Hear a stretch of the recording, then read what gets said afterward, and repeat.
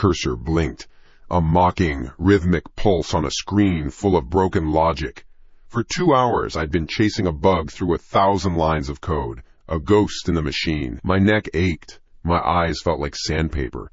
I shoved my chair back, the wheels groaning on the old hardwood floor. I stretched, my spine popping like a string of firecrackers. "This is my life," I said to the empty room, talking to myself, a habit I picked up after the first year of living alone. The silence of this apartment could get heavy. I scanned my domain. A small one-bedroom on the 4th floor of a building that had seen better decades. Stacks of programming books on the floor. A half-eaten bag of chips on the coffee table. The faint, ever-present smell of the city seeping through the window frames. It was mine. My quiet little box in the sky. That's when I heard it. A click. It was faint, so faint I almost missed it. It came from the front door. It wasn't the sound of the old building settling, or the radiator kicking on. It was a clean, metallic sound. A mechanical sound. I froze, mid-stretch, my ears strained, trying to catch an echo, a follow-up. Nothing. Just the low hum of the refrigerator and the distant wail of a siren a dozen blocks away. I let out a slow breath. Probably nothing. The building across the alley, maybe. Sound plays tricks in these old places. Wind rattles the fire escape. A cat knocks something over on the landing. It could be 100 different things. "Whatever," I grumbled, turning back to the screen. I had a bug to kill. I pushed the sound out of my head. It was easier to think it was nothing. An hour later, the bug was squashed. A stupid, misplaced semicolon. The victory felt hollow. My stomach growled. A more pressing concern than any line of code. Takeout. I needed takeout. The thought of cooking was exhausting. I grabbed my wallet and phone, slid my feet into my sneakers. At the door, I tapped the keypad on the electronic lock. It beeped its cheerful, high-pitched confirmation, and the motor whirred. I pulled the door shut behind me, heard the bolt slide home. Secure. The night air was cool. I walked the 2 blocks to the Thai place, my mind already on pad CE. The whole transaction was a blur of streetlights, debit card taps, and the warm weight of the plastic bag in my hand. The walk back was just as mindless. I was on autopilot, a city dweller running on routine. I got back to my floor, the hallway smelling of dust and someone's overspiced dinner. I walked up to my door, 4B. I balanced the food in one arm and punched in my code. Beep, beep, beep, beep. The green light flashed. The motor whirred. The electronic bolt retracted. I pushed the door. It didn't open. It moved maybe half an inch and then stopped with a hard thud. I frowned. Pushed again. Same result. Something was blocking it from the inside. I bent down, squinting at the crack. The deadbolt. The old manual one. The little metal tab you slide with your thumb. It was thrown. Locked. How the hell? My first thought was a fresh wave of self-annoyance. I stood up straight, rubbing the back of my neck. Did I do that? I must have. Rushing out for work this morning, maybe I flicked it locked out of habit and just forgot. My brain had been fried all day. Goldfish memory. That had to be it. Still, it felt off. I never used that lock. The electronic one is the only reason I splurged on this particular rundown apartment. I sighed, shaking my head at my own stupidity. I dug my keys out of my pocket, the metal cold against my skin. I found the right one, slid it into the keyhole for the manual lock. It felt strange, an action I hadn't performed in months.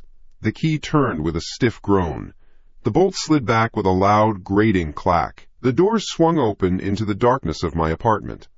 I stepped inside, tossed the keys on the small entryway table, and kicked the door shut behind me. For a second, I thought about re-engaging the deadbolt. I didn't. I dumped the food on my small kitchen counter, the smell of soy sauce and chili filling the air. I flicked on the light, sat down at the table, and pulled out my phone as I pried the lid off the container. Scrolling. Eating. The familiar rhythm of a solitary night. Emails, news headlines, social media garbage. Then a new email popped into my inbox. The sender was a jumble of letters and numbers. X 1A8Z_9K at mail-temp.net. The subject line was one word: security. Curiosity got the better of me. I tapped it open. My fork, loaded with noodles, paused halfway to my mouth. The email contained a single sentence. That deadbolt isn't enough. The noodles on my fork suddenly looked like a pile of worms. I put the fork down. My mouth went dry. My heart, which had been beating at a slow, methodical pace, gave a hard, painful kick against my ribs. Coincidence? No. No fucking way. The deadbolt. The one I never use. The one that was locked from the inside just 10 minutes ago. I looked up from my phone, my eyes darting to the front door. It stood there, mute and solid. But it didn't feel like a barrier anymore. It felt like a prop. A suggestion of safety that wasn't real. My mind raced.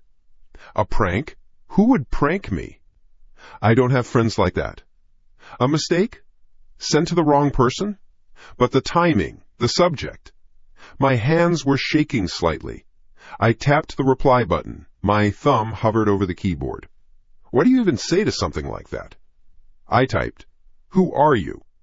My finger hesitated, then pressed send. A notification appeared on my screen almost instantly. It wasn't a reply. It was an error message.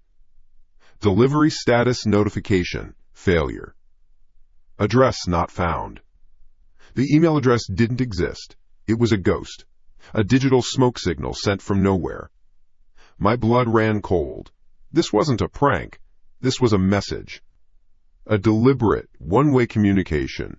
Someone had been in my apartment. Someone had locked the deadbolt. And that someone was now telling me, with chilling certainty, that they knew. They knew I was home. They knew I'd found their little surprise. And they knew it wouldn't stop me from being afraid. The apartment shrank around me. Every shadow stretched, looking like a figure hunched in a corner. The hum of the refrigerator sounded like a low growl. My appetite was gone. I pushed the food away. I had to do something. But what? Call the cops? And say what?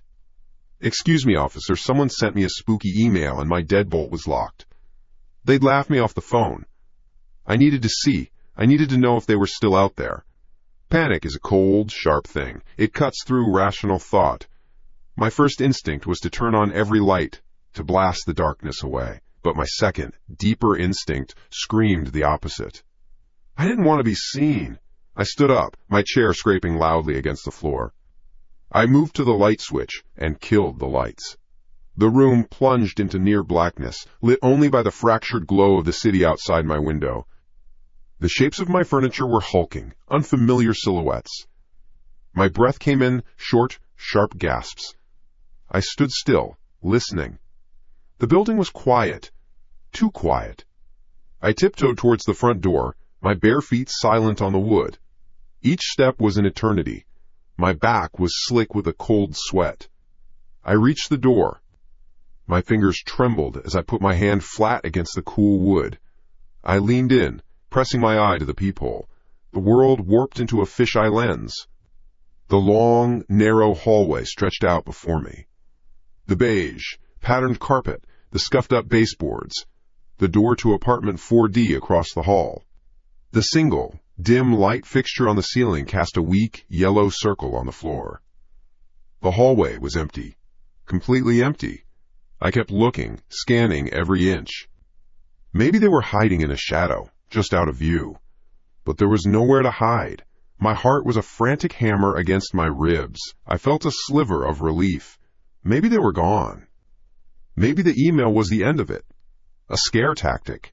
I stayed pressed to the door, my eye glued to the peephole, unwilling to look away.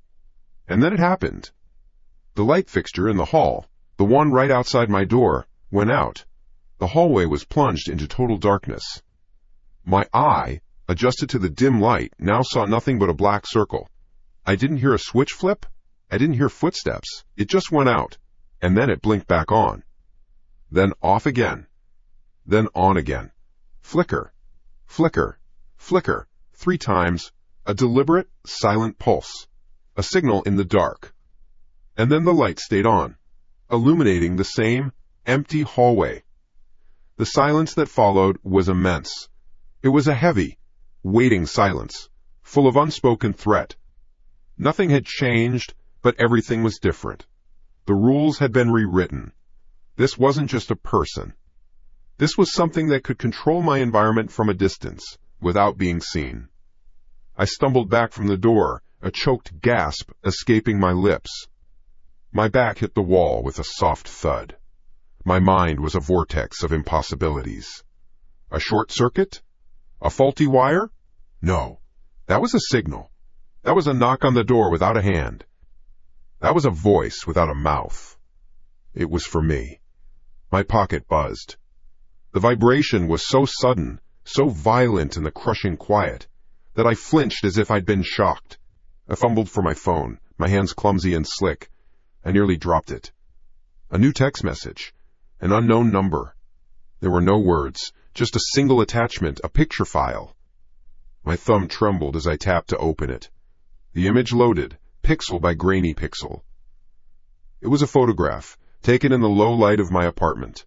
It showed the back of a man's head, his dark hair neatly combed, the collar of his gray t-shirt. He was leaning forward, his body tensed, one eye pressed against something. The peephole on my front door. It was me. The picture had been taken from inside my apartment, from somewhere behind me. It had been taken seconds ago. My throat closed. My lungs forgot how to work. The phone screen was a vile little slab of light in the darkness, burning an image into my brain. The back of my own head. My posture. My shirt. A picture taken from inside this room. A picture taken right now. My heart hammered against my ribs, a trapped bird trying to break free. My legs unlocked. I didn't think. I scrambled backward, crab walking across the hardwood floor, a strangled noise tearing from my throat. My back slammed into the wall of the hallway. I didn't care. I just needed distance, away from the living room, away from the space behind the couch, away from the shadows in the corner. He was in here with me. I pushed myself up, my legs shaking. I stumbled into my bedroom and threw my weight against the door, slamming it shut. The click of the latch was the loudest sound in the world. I fumbled for the lock on the knob, my fingers wet and clumsy. It turned. Locked. I leaned my forehead against the cool wood of the door, my breath coming in ragged, painful heaves. I was still holding the phone. Its light hurt my eyes. I squeezed the power button until the screen died. I couldn't look at that picture again. I couldn't. Where? Where was he? My eyes shot around the small, dark space of my bedroom, the closet. Under the bed. He could have slipped in here while I was at the front door. He could be 3 feet away from me right now, just holding his breath. I backed away from my own bedroom door, pressing myself into the far corner, next to the window. I grabbed the heavy desk lamp, a pathetic weapon, but its weight was something solid in my trembling hands. I stood there. And I listened. I listened for what felt like hours. Every creak of the old building was a footstep. Every groan of the pipes was a door opening. The distant city noise was a cover for movement. But inside the apartment there was nothing. Just a frantic pounding in my ears. The silence was the worst part. It was a listening silence. A waiting silence. Was he waiting for me to fall asleep? Was this a game? Sleep never came. I spent the night in that corner, lamp held tight, watching the single crack of light under my bedroom door like it was the most important thing in the universe. I watched it until the city glow outside my window began to fade, replaced by the thin, gray light of dawn. I didn't die. The thought was so simple, it felt stupid. I was still alive. Morning had come. Maybe he was gone. Maybe the whole point was the picture. The message. The terror. I didn't believe it for a second. By 7 a.m., exhaustion was a physical weight on my body, heavier than the lamp. My muscles ached from being tensed for 8 straight hours. I had to go to work. I had to get a presentation ready. The thought was insane. How could I think about code when there was a monster in my house? But the routine was all I had left. The idea of staying here, in this place, was worse. I had to act normal. If I acted normal, maybe things would be normal. It was the desperate logic of a man who had no other options. I crept to the bedroom door, my ears straining. Silence. I unlocked it, slow and soft. I pulled it open an inch. The hallway was empty. The living room was just as I'd left it. My half-eaten Thai food on the counter, the takeout bag next to it. Everything looked exactly the same, but it felt different. The air was thick, contaminated. I walked through the apartment like a trespasser, my head on a swivel. I checked the front door. The electronic lock was engaged. The deadbolt was not. I didn't know if that was a good sign or a bad one. I needed coffee. I needed the world to make sense again. In the kitchen, I scooped grounds into the filter, my hands still shaking. I filled the machine with water, the simple task taking an incredible amount of focus. I just wanted to hear the gurgle of the coffee maker, a sound of a normal fucking morning. As I stood there, waiting, a sound did come. Not from the coffee maker. It came from the smart speaker on the counter. A little melody, a simple instrumental piece of music, like something from a commercial. It played for maybe 5 seconds, clear as a bell. Then it stopped. I froze. My eyes locked onto the black cylindrical device. The blue light ring wasn't on. It hadn't responded to a wake word. It just played. I took a slow breath. Glitch, I said out loud, my voice rough. Fucking glitch. These things were always doing that. Random activations. Bugs in a software update. It was a coincidence. It had to be a coincidence. I was on edge. Everything seemed like a threat. I was seeing ghosts in every machine. The coffee maker sputtered to life, and I focused on that, letting the familiar aroma fill my kitchen. This was real. The music was not. I drank my coffee black, standing up, not wanting to sit down. I needed to get out. I went back to my bedroom to get dressed. Slacks, a button-down shirt. The uniform of a person who did not spend the night cowering in a corner. As I was pulling my shirt on, my phone, which I'd left on the nightstand, buzzed. My heart jumped into my throat. I picked it up. Another email. Another jumbled, anonymous address. The subject line. Your morning. My thumb shook as I opened it. More words than last time. I had to read them twice for them to register. Didn't you like the music I chose for you? I thought it was a nice way to start the day. My blood turned to ice water. It was him. It wasn't a glitch. It was him. He played that music. He was watching me, listening to me. He heard me call it a glitch. The coffee maker. The getting dressed. He was seeing it all. The camera on the laptop? The phone? The smart speaker itself? How? The thought of work vanished. The pretense of normalcy shattered into a million pieces. This was happening. Right now. I wasn't going anywhere. I was in a cage, and the bars were made of Wi-Fi signals? My programmer brain took over. A desperate attempt to find control in the chaos. I had to find the breach. I stormed out to the living room, grabbing my laptop. I wasn't running anymore. Now I was hunting. I would check the router logs. I would look for unauthorized devices on my network. I would find his IP address, and I would do something.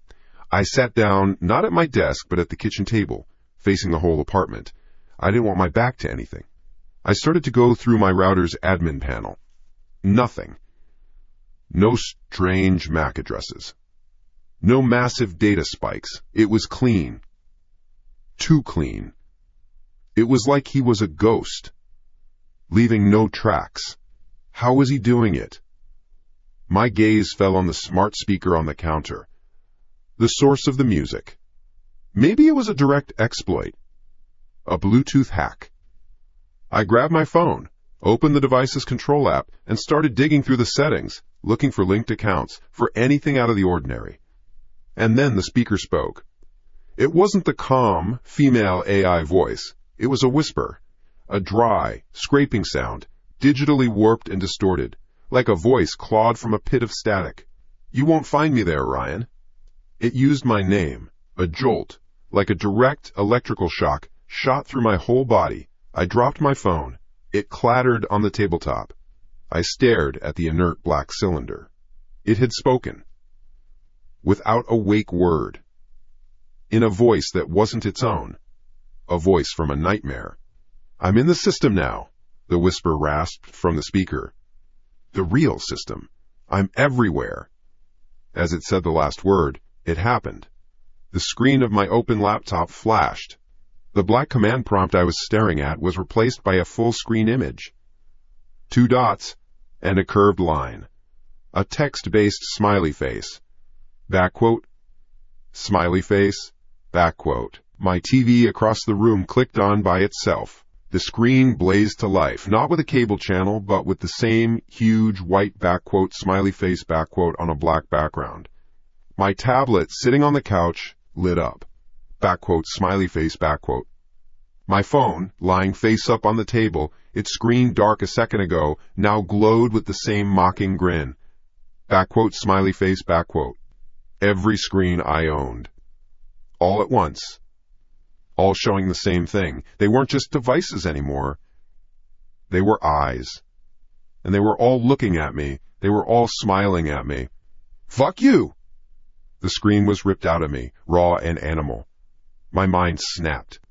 The illusion of control, of hunting the bug, was gone. I was the bug. I was the one trapped in the jar. I lunged forward and tore the laptop's power cord from the wall. The screen went black.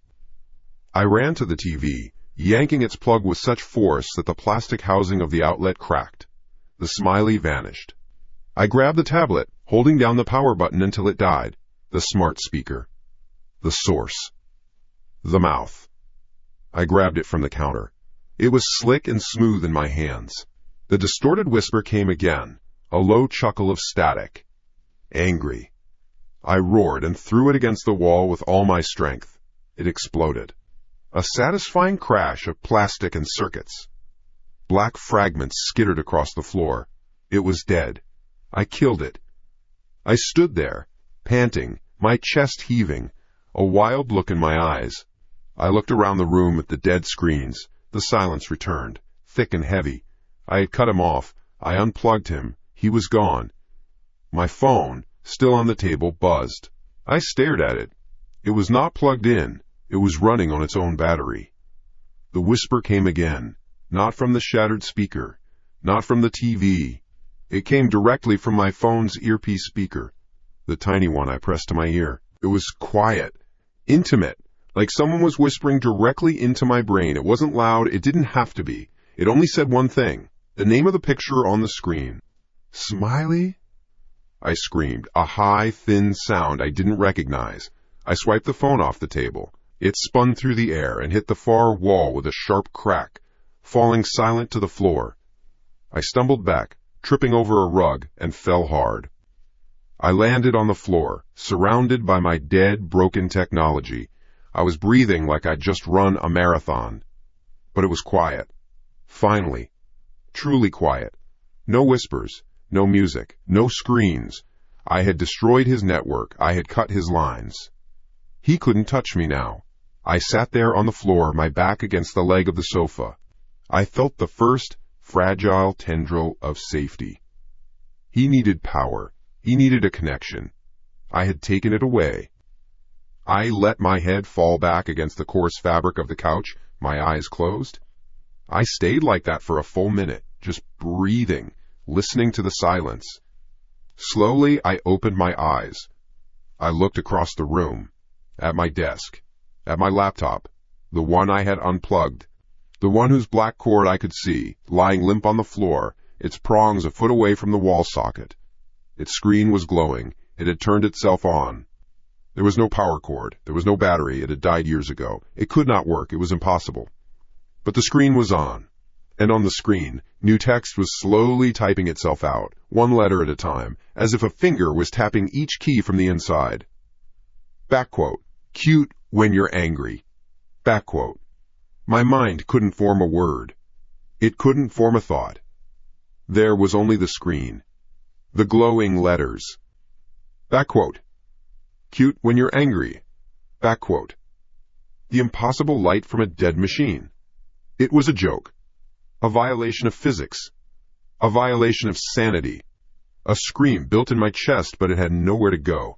My throat was a locked door. Something in me broke. The part that tries to understand. The part that looks for a logical reason. It snapped like a dry twig. There was no hunting the bug. There was no finding the IP address. This wasn't a hacker. This was a god.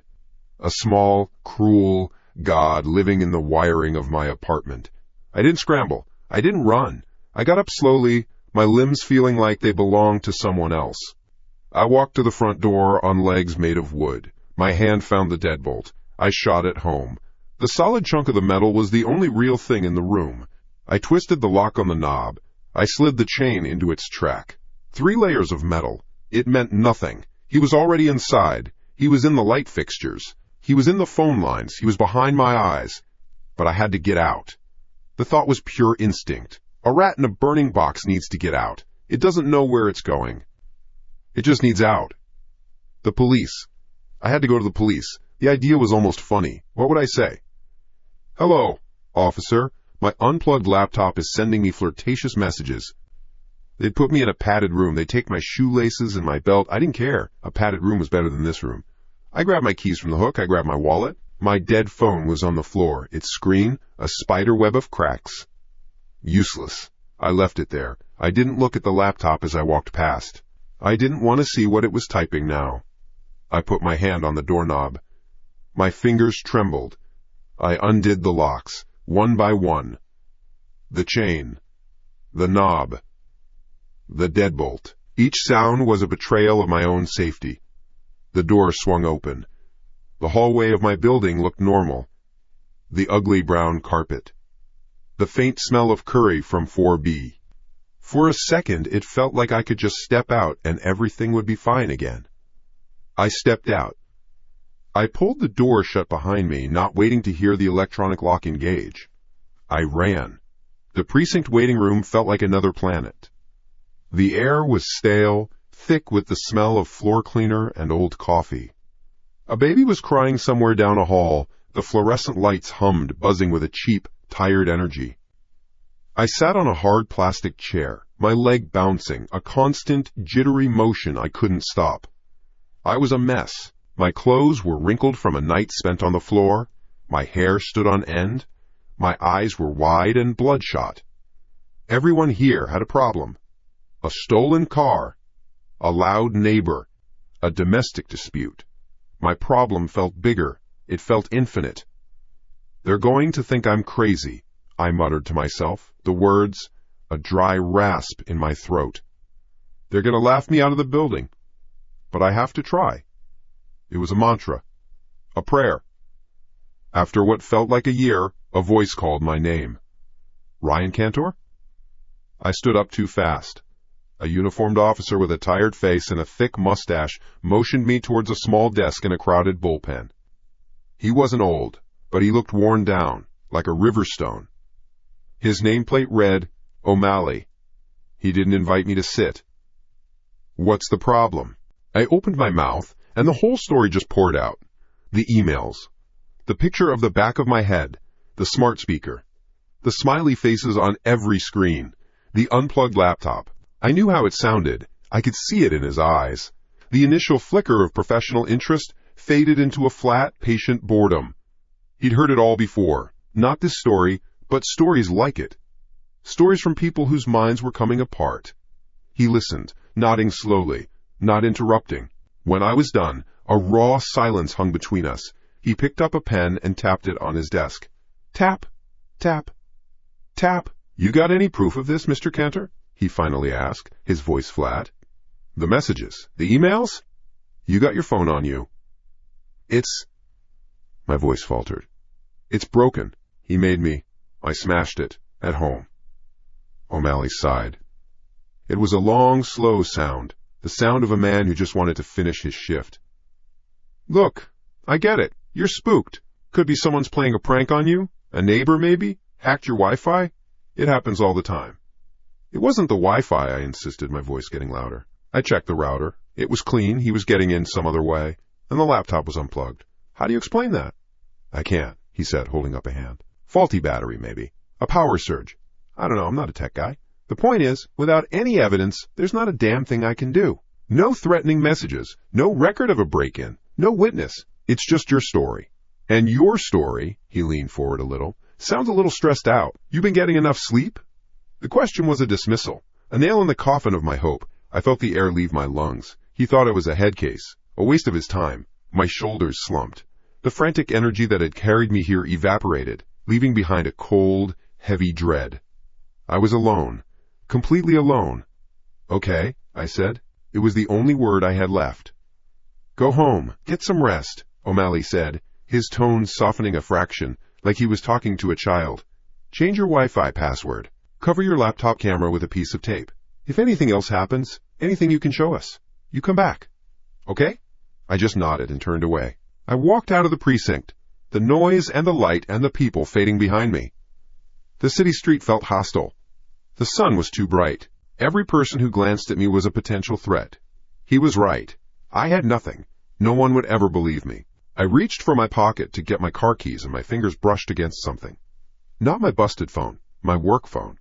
I'd forgotten I even had it on me. It was a simple, older model the company gave us for on-call emergencies. I pulled it out. The screen lit up. One new text message. From an unknown number. My thumb shook as I opened it. My blood went cold. The words glowed on the tiny screen. "See? No one believes you. It's just you and me now, Ryan." I leaned against the brick wall of a building, my legs weak. He had listened to the whole thing. He had watched me fail. He was taunting me, proving his point. It's just you and me. A partnership. A prison for two. I didn't delete the message. This was evidence. This was real. This was the proof O'Malley had asked for. But the thought of going back in there, of showing him the phone only to have the message vanish before his eyes, I couldn't take that. I couldn't take him calling me stressed out again. I pushed myself off the wall and started the long walk back to my car, back to the apartment, back to the cage. I locked the door behind me, the 3 locks, the chain. It was a pathetic ritual, but it was all I had. The apartment was quiet. The shattered remains of the smart speaker were still on the floor. My broken phone lay where I'd left it. The laptop on the desk was dark. For a moment, a wild, stupid hope flared. Maybe he was gone. Maybe he'd gotten bored. I went into the living room and sat on the floor, in the corner, my back pressed against the wall. I pulled my knees to my chest. I just sat there, waiting. I didn't know what I was waiting for. I just knew it was coming. I stared at the front door, my ears straining, listening for any sound. For a footstep, for a whisper from a dead device. Minutes turned into an hour. The only sound was the pounding of my own heart. Then it came. Thump, thump, thump. A knocking at the door. Not frantic. Not aggressive. Just a calm, solid, patient knock. My entire body went rigid. I held my breath. It couldn't be. Thump, thump, thump. Louder this time. More insistent. I got to my feet, my muscles screaming in protest. I crept to the door, my socked feet making no sound on the hardwood floor. I put my eye to the peephole. The distorted, fisheye view showed me the hallway, and a man standing there. It was him, O'Malley, the cop from the station. My mind raced. Did he reconsider? Did he find something? Did he come to check on me? A wave of relief, so powerful it almost buckled my knees, washed over me. He believed me. Help was here. My hand went to the deadbolt. My work phone, in my pocket, vibrated. I froze, my fingers an inch from the lock. I pulled it out. Another message. Same unknown number. My heart hammered against my ribs. "Don't open the door, Ryan." That's not him. I stared at the words. My gaze flicked from the phone screen to the peephole. O'Malley was still there. He looked exactly the same. Tired face. Mustache. Blue uniform. He knocked again, harder now. "Mr. Cantor? It's Officer O'Malley. We just wanted to check on you. Open the door, please." His voice. It sounded right. It was his voice. But the message, "It's just you and me." He said it himself. He wouldn't let anyone else in. He was testing me. He was playing a game. Who do you trust, Ryan? The man you can see? Or the voice in the machine that knows everything? The man at the door was solid. Real. The text message was just pixels. But the pixels had been right all day. The man at the door could be a trick, a shape, a thing wearing a costume. "Go away!" My voice was a shredded wreck, a scream that was half a sob. The knocking stopped. There was a pause. "Mr. Cantor, if you don't open the door, we'll have to call for a wellness check. That means we'll have to force entry." Lies, the phone seemed to whisper in my mind. "He's trying to trick you." "I'm fine!" I screamed at the wood of the door. "Leave me alone! Fuck off!" Another long silence. I pressed my eye to the peephole again, my body trembling. I saw O'Malley, or the thing that looked like him, shake his head slowly. He spoke into the radio on his shoulder, then turned and walked away. I watched until he disappeared down the stairs.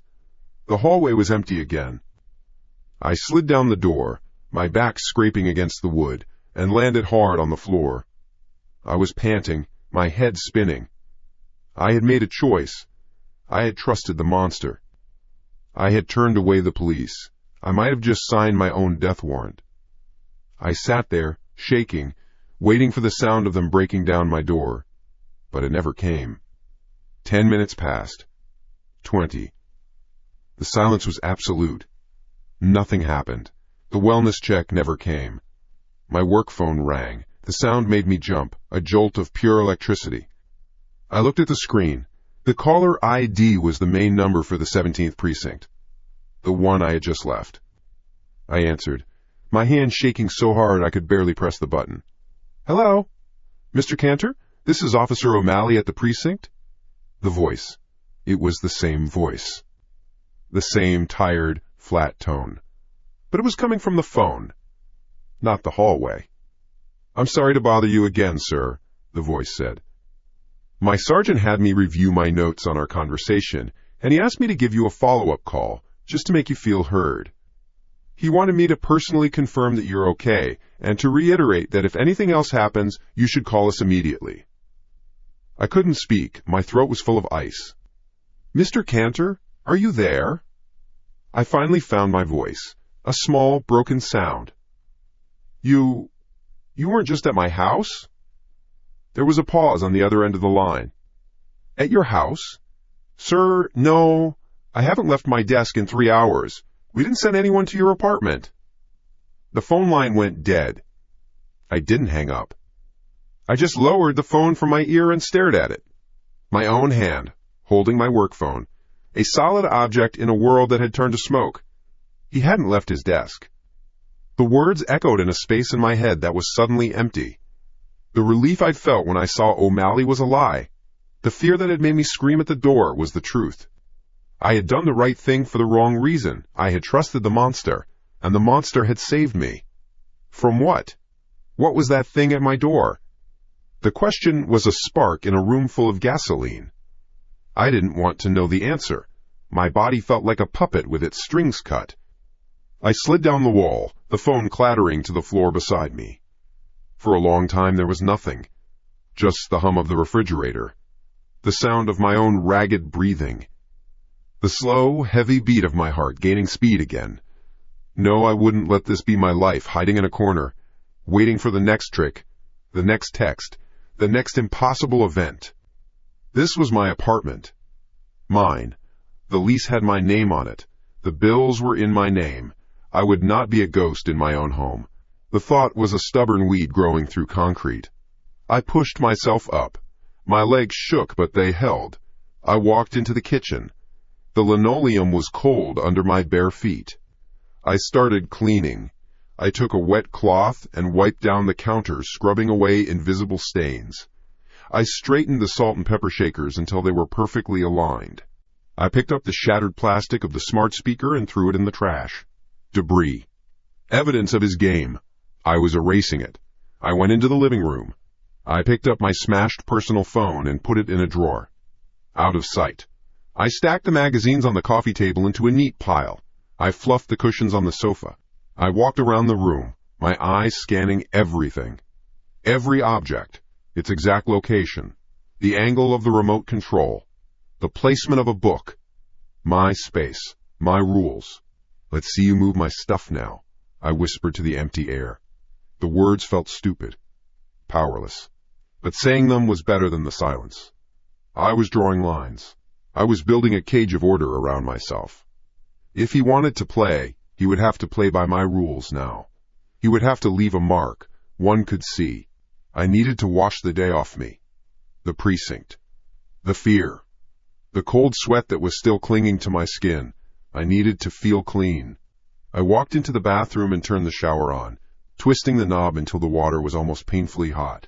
Steam filled the small room in seconds, clouding the mirror, covering the tile in a warm dew. I stepped under the spray. The water hit my back like 1,000 tiny needles. I closed my eyes and let it run over my head, washing through my hair. For a few minutes, there was only the sound of rushing water and the feeling of heat. It was a pocket of normalcy. It was a lie, but I needed it. When I stepped out, the bathroom was a fog. I grabbed a towel and dried myself off quickly. I wrapped it around my waist and opened the door, letting the cool air of the apartment rush in. I walked into my bedroom, and I stopped. Something was on my pillow. It was small, a white square against the dark gray of the pillowcase. It hadn't been there before. I knew, with a certainty that made my stomach clench, that it had not been there. I had made the bed this morning. I had checked the room during a crazed patrol just minutes ago. My feet moved on their own. One step. Then another. I reached the side of the bed and looked down. It was a photograph. A Polaroid. The image was still a little milky, like it had just been taken. I picked it up. My hand trembled. The picture was of me. I was sleeping. In this bed. My mouth was slightly open, my head turned to the side. The light in the photo was dim, coming from the window, casting long shadows across the room. It was from last night. Or the night before. I couldn't be sure. The angle was what made the blood drain from my face. It was taken from high up, from the corner of the ceiling, looking down at me. A predator's view. He was in my room when I slept. He was close enough to take a picture. The tech, the messages, the smiley faces. That was all a performance. A distraction. The real threat wasn't in the wires. It was in the air I was breathing. A switch flipped in my head. The part that tried to be rational, the part that cleaned and organized, it just burned away. All that was left was a raw, primal rage. I tore the room apart. I ripped the sheets and comforter off the bed, throwing them to the floor. I yanked open the closet door, my hands flinging clothes from their hangers. Shirts and pants rained down around me. I got on my hands and knees and looked under the bed. Dust. A lost sock. Nothing else. I scrambled into the living room. I pulled the cushions off the sofa. I looked behind it. I ran to the kitchen, yanking open cabinets, the pantry, anything big enough for a person to hide in. Nothing. The front door. I ran to it. The deadbolt was shot. The chain was in its track. The knob was locked. Exactly as I had left it after the fake O'Malley. I checked the windows in every room. All of them were latched from the inside. Secure. Untouched. It made no sense. How did he get in? How did he leave the photo? How did he get out? The answer hit me like a physical blow. A punch to the gut that stole my breath. He didn't get out. He was never out. He was here. Right now. In the apartment with me. And a sound trickled into the sudden dead quiet of my mind. It was soft. High-pitched. It was the sound of a child's giggle. And it was coming from the air vent on the wall near the ceiling.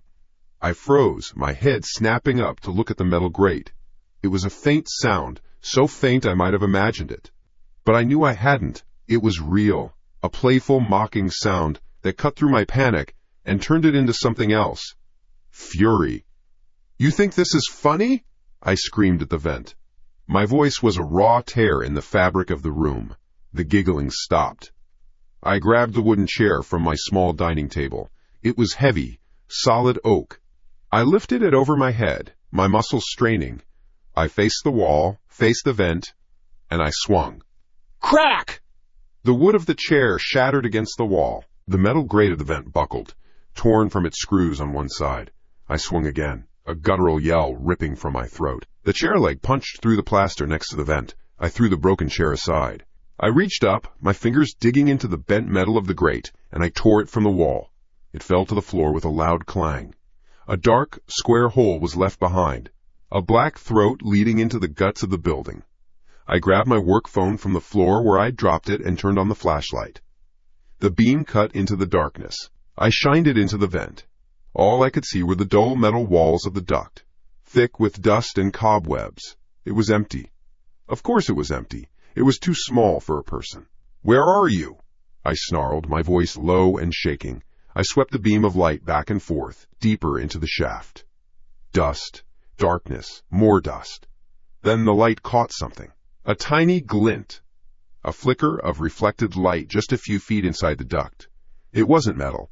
It was something small, dark, and circular. My heart pounded against my ribs. I ran to the kitchen, fumbled through a drawer, and came back with a long barbecue fork. My hand was shaking so badly it took me 2 tries to get the fork into the vent opening. I stretched, reaching into the darkness, and scraped at the object. I heard it skitter across the metal. I hooked it with the tines of the fork and slowly, carefully dragged it towards me. It fell out of the opening and landed softly on the carpet. I knelt down, the phone's light fixed on it. It was a button. A simple, dark blue plastic button, the kind you'd find on a dozen different dress shirts. It was his. He had left it here. A token. A clue. A piece of himself. I picked it up. It was cool in my palm. I stared at it. A trophy from a battle I didn't even know I was fighting. A wave of sick triumph washed over me. I had proof. Something real. Something physical. I stood up and looked at the Polaroid, still lying on my rumpled bed. My image stared back at me, dead to the world, captured from above. I was wearing my favorite blue shirt in the picture, the one I always wore to sleep when it was clean. The button in my hand was blue. The shirt in the picture was blue. I stared at the picture. I zoomed in with my eyes, focusing on the shirt. My chest. 1, 2, 3 buttons going down the front. Then a space. Just empty threads where the 4th button should have been. I stood frozen in the middle of my wrecked apartment, the small plastic disc resting in the center of my palm. The button wasn't his. It was mine. The small blue plastic disc sat in the hollow of my palm. A single, insignificant thing that had just dismantled my world. It wasn't his. It was mine. The realization didn't come with a shout. It was a silent implosion. The rage that had fueled my rampage through the apartment vanished, sucked into a vacuum. All that was left was a cold, heavy truth. He hadn't just been in the vent. He had been close enough to me while I slept to pluck a button from my shirt. He had breathed the same air. He had watched me. The picture was proof. The button was the signature on his work. My knees gave out.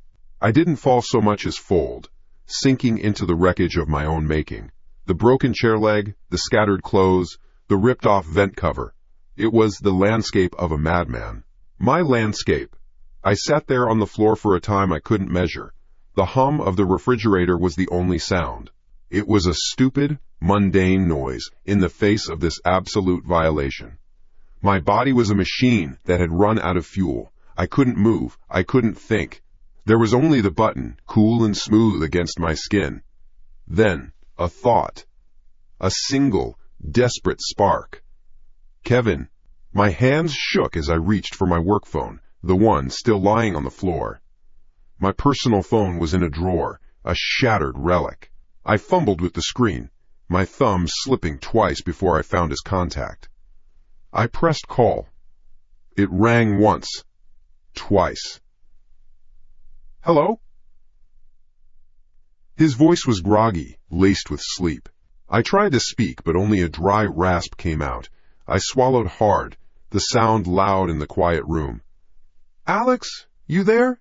It's like 2 a.m. Kevin, I managed to say. My voice was a stranger's. Thin, brittle. You have to come over. What's wrong? Are you okay? The sleepiness was gone from his voice, replaced by alarm. No, I'm not okay. Something's happening. I looked around at the chaos. How could I explain this? Please, I need you here. Now. There was a pause on the other end. I could hear rustling, the sound of him sitting up in bed. Okay, man, calm down. I'm on my way. Don't do anything. Just lock the door and wait for me. You hear me? Yeah, I whispered. The door's locked. The line clicked dead. I lowered the phone. Hope was a dangerous thing. It felt like swallowing glass, but it was the only thing I had. I pulled my knees to my chest and wrapped my arms around them, my eyes fixed on the front door, waiting. Every creak of the building, every distant siren was him returning. The wait was a new kind of torture. It felt like a lifetime, but it was probably only 20 minutes before I heard the heavy footsteps on the stairs. I scrambled to my feet. I peered through the peephole. It was Kevin's face, distorted by the lens, his expression tight with worry. I fumbled with the locks, my fingers clumsy. I pulled the door open. He stood there for a second, taking in the scene. Me, standing in a towel. The living room turned upside down, the kitchen cabinets hanging open. His eyes widened. Jesus, Alex, what the hell happened? He stepped inside, letting the door close behind him. Were you robbed? No worse. I pointed a trembling finger toward the bedroom. In there, on the bed. Kevin walked past me cautiously, his gaze sweeping the trashed apartment. He went into the bedroom and I followed, staying in the doorway. He stopped at the foot of the bed and looked down at the Polaroid resting on the tangled sheets. He picked it up. He stared at it for a long time. I watched the muscles in his jaw tighten. Where did this come from? He asked, his voice low. It was on my pillow, after I got out of the shower. I told him everything. The texts, the fake O'Malley, the smart speaker, the giggling from the vent. I showed him the button in my hand. It's from my shirt. The one in the picture. He took it off me while I was sleeping, Kevin. He listened. He didn't interrupt. He walked around the apartment, his face serious. He checked the window latches. They were all secure. He went to the front door and examined the deadbolt, the chain. It makes no sense, he said, turning back to me. No forced entry. The windows are locked from the inside. How could someone get in, leave this, he held up the photo, and then get out? He didn't get out, I said, the words tasting like ash. He was in the vents. Or somewhere. He's still here. My own words made a fresh wave of fear wash over me. Kevin ran a hand through his hair.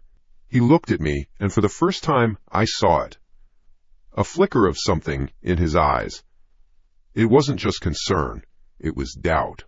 He was my best friend, but he was also a logical person. He was trying to find an explanation that fit inside the real world. A world where people didn't crawl through vents to leave giggling sounds and photographs. Look, Alex, he said, his tone careful. This is a lot. Maybe you should come stay at my place for a few days. Clear your head. Clear my head? Kevin, this isn't in my head. This is real, my voice cracked.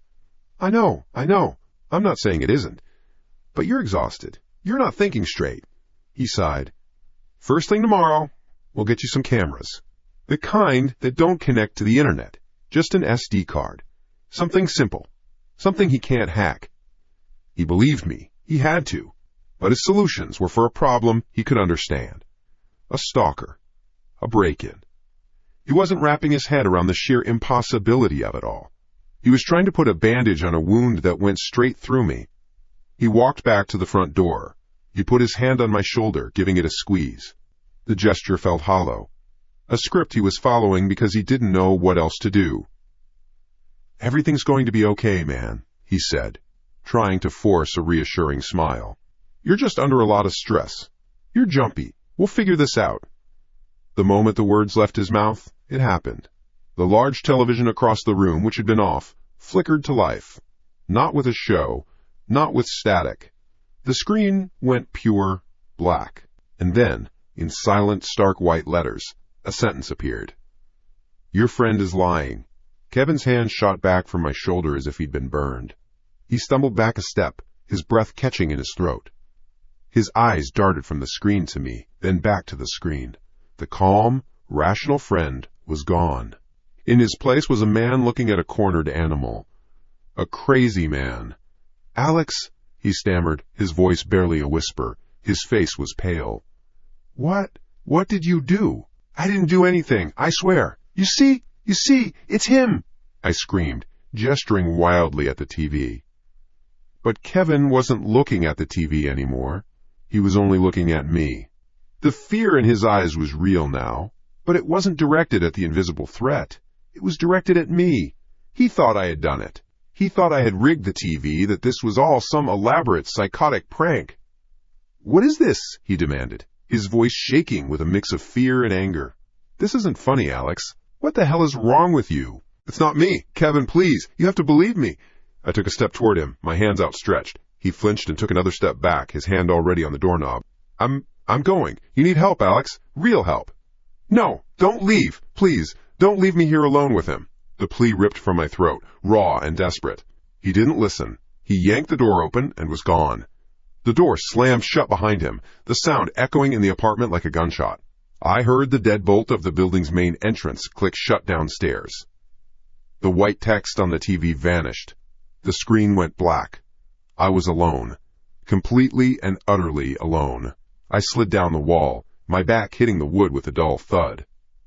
The last bit of strength I had drained out of me, leaving a cold, empty shell.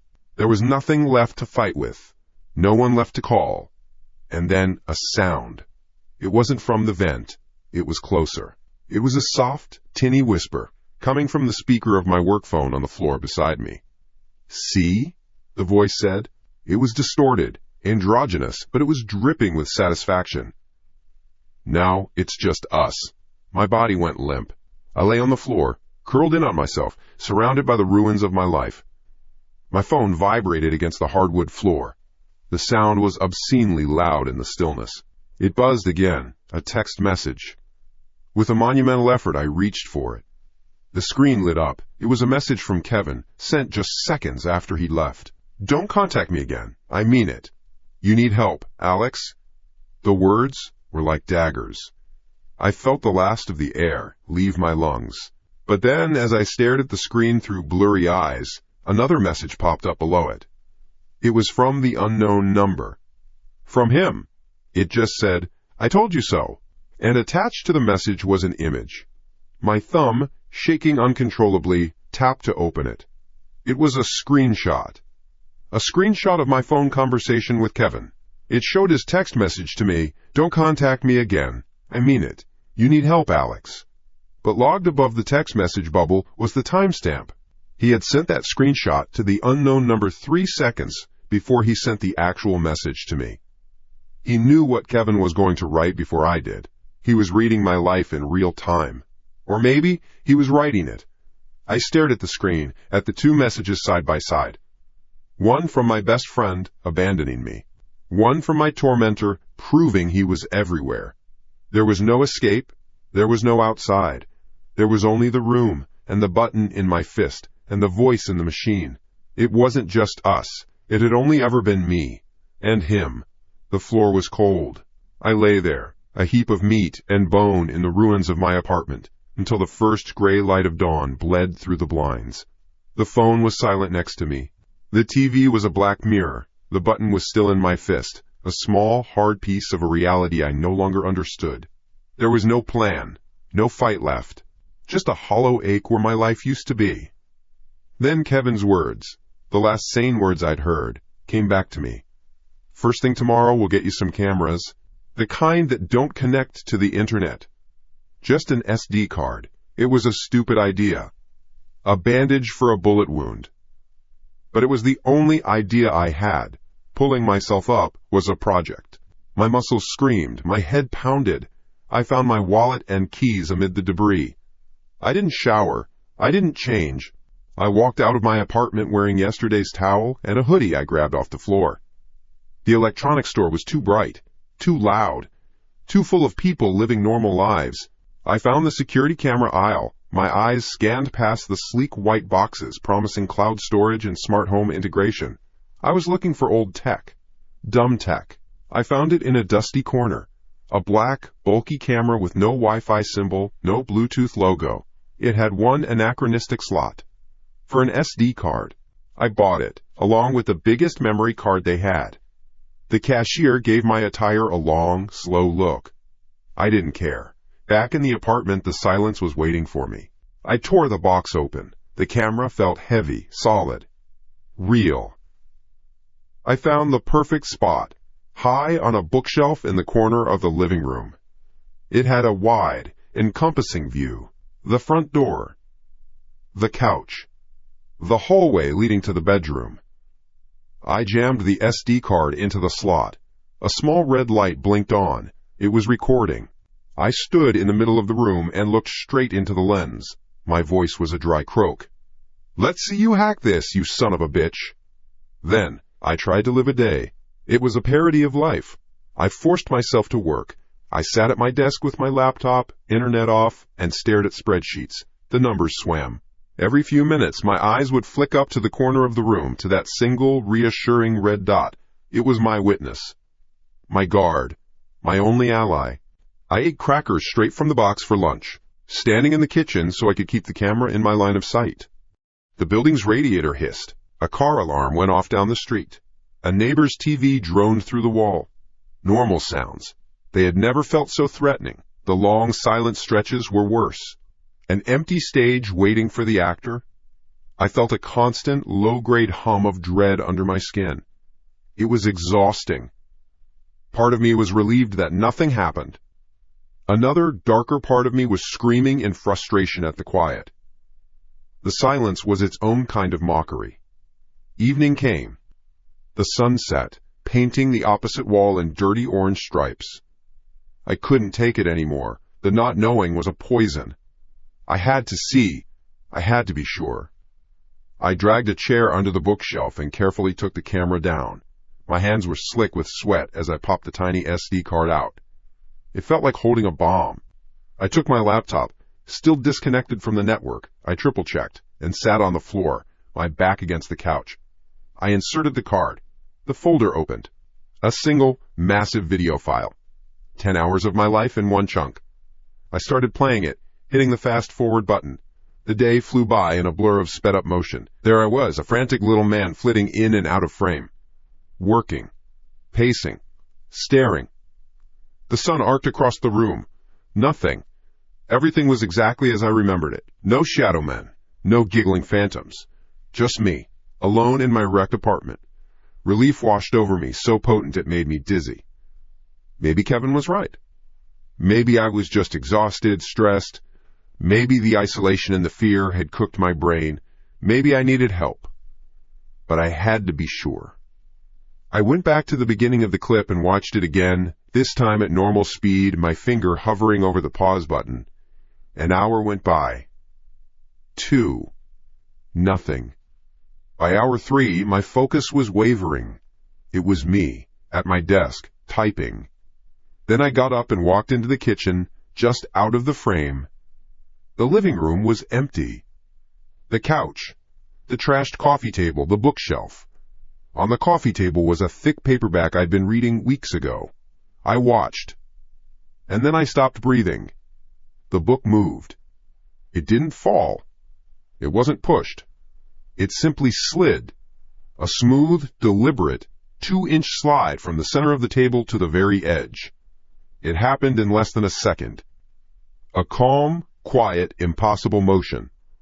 My finger slammed down on the spacebar. The image froze. The book teetered on the precipice. No. The word was a puff of air. I rewound the video. 10 seconds. I played it again. There. My form disappears into the kitchen. The room is still. Then the book, it just glides. Like a hockey puck on ice. I rewound. Played it again. And again. My heart hammered against my ribs. Each time, the result was the same. The book moved. There was no one in the room. No strings. No trick of the light. It just moved. My brain scrambled to find a reason. A vibration? An earthquake? But nothing else in the room so much as trembled. The water in a glass on the end table was perfectly still. Then I saw something else, something worse. I zoomed in on the timeline of the video player. I went frame by frame. For the single second the book was in motion, the video quality degraded. The image became pixelated. A flicker of digital noise, a brief stutter, and then it was crisp and clear again. It was as if the camera itself had struggled to process what it was seeing. As if reality had a glitch, and the camera had faithfully recorded the error code. My laptop clattered to the floor. I scrambled back, away from it, my body hitting the opposite wall. It knew. It knew about the camera. It didn't hack the network. because there was no network to hack. It had hacked the physical object. It had corrupted the data at its source. How? How? The question was a scream inside my skull. All logic, all reason had just been executed. There were no rules. My work phone, lying on the couch, buzzed. The sound made me jump so hard my teeth clicked together. For a moment I just stared at it. It couldn't be. Not now. It buzzed again. An insistent, taunting vibration. With a shaking hand, I reached over and picked it up. A new text message from the unknown number. My vision swam. I forced my eyes to focus on the small, bright letters on the screen. Nice camera. Too bad its image processor is so weak. I screamed. A raw, wordless sound of pure animal terror. I hurled the phone across the room. It hit the wall and shattered into a dozen pieces. It didn't matter. The message was already burned into my brain. The last fortress had fallen. It wasn't just in the vents or the wires. It wasn't just an intruder. It was a god in my machine, a ghost in my reality. I sat there, gasping for air, tears of frustration and fear streaming down my face. It was done. I had lost. I don't know how long I stayed like that. Time had ceased to have meaning. Eventually my gaze fell back on the laptop, still lying open on the floor. In my haste, I had knocked it to the side. The File Explorer window was still open, showing the contents of the SD card. There was the single, massive video file. But next to it, I saw something I hadn't noticed before. It was almost hidden, a file name so small and innocuous I'd completely overlooked it. Note.wave. An audio file, a .wave file. Cameras like this one didn't record separate audio files. They embedded the audio into the video track. This file shouldn't be here. It had been placed here. A cold dread, deeper and more profound than any fear I had yet felt, settled over me. I crawled over to the laptop. My hand was a dead weight as I moved the trackpad, the cursor hovering over the file. My mind screamed at me not to do it, to close the laptop and throw it out the window. But I couldn't. I had to know. I double-clicked. The speakers crackled for a moment, then a voice filled the silent apartment. It was a whisper, a dry, chilling, intimate whisper, and it was a voice I knew better than any other in the world. It was my own. 5 seconds of recorded audio, 5 words spoken in a triumphant, ghoulish hiss. You're never going to catch me. Sleep didn't come. It was a foreign country I'd been deported from. The words from the audio file, my own voice twisted into a monster's hiss, played on a loop in my head. You're never going to catch me. I sat on the floor, my back against the wall, staring at the pieces of my shattered work phone. The laptop lay open, a dead eye in the dark. It had been hours. The sun would be up soon. I hadn't moved. My body was a single, massive ache. My eyes felt like they were full of sand. At some point, the exhaustion became a physical weight, pressing down on me, forcing a decision. I couldn't stay on the floor forever. I had to do something. Anything. I pushed myself up. My joints creaked. Shadows danced at the edges of my vision, dark smudges against the gray pre-dawn light. I dismissed them. Lack of sleep. That's all. Your brain plays tricks on you when it's running on fumes. I stumbled into the bathroom, my hand finding the light switch by memory. The fluorescent bulb hummed to life, flooding the small room with a harsh, unforgiving glare. I flinched at the sight in the mirror. A stranger stared back at me. His face was pale and gaunt. His eyes were wide, bloodshot, ringed with deep, bruised-looking hollows. I looked like a ghost. I leaned over the sink, the porcelain cold against my hands, and splashed water on my face. It was ice cold, a small shock to prove I was still here. Still real. God, you look like hell, I mumbled to the reflection. The dark circles were like thumbprints pressed under my eyes. I looked old, beaten. I reached for a towel, still looking at the man in the mirror. And then it happened. For a single, impossible frame of time, my reflection smiled. It wasn't my smile. It was a wide, predatory slash of a grin that stretched my mouth too far, pulling the skin tight against my cheekbones. It was a hungry, horrible, triumphant expression. The eyes in the mirror didn't smile. They remained wide and dead. Then, in the time it took me to blink, it was gone. My own miserable, tired face stared back at me, water dripping from my chin. "What the—" My voice trailed off. I dropped the towel and leaned closer to the mirror, my breath fogging the glass. My reflection copied the movement perfectly. I squinted. I turned my head left, then right. Normal. Just my own face. It didn't happen. It couldn't have happened. I was exhausted. I was seeing things. That's what the lack of sleep does. It makes you see things. I rubbed my eyes hard with the heels of my hands, trying to scrub the image from my brain. The after-image of that awful grin was burned onto the back of my eyelids. Enough. I needed to sleep. Even if it was just for an hour. Even if it was just a blank space. I was losing my mind, and the only cure was to shut it down. I walked out of the bathroom, leaving the light on. The apartment felt different now. The air felt heavy. I got into bed without taking off my clothes. I didn't care.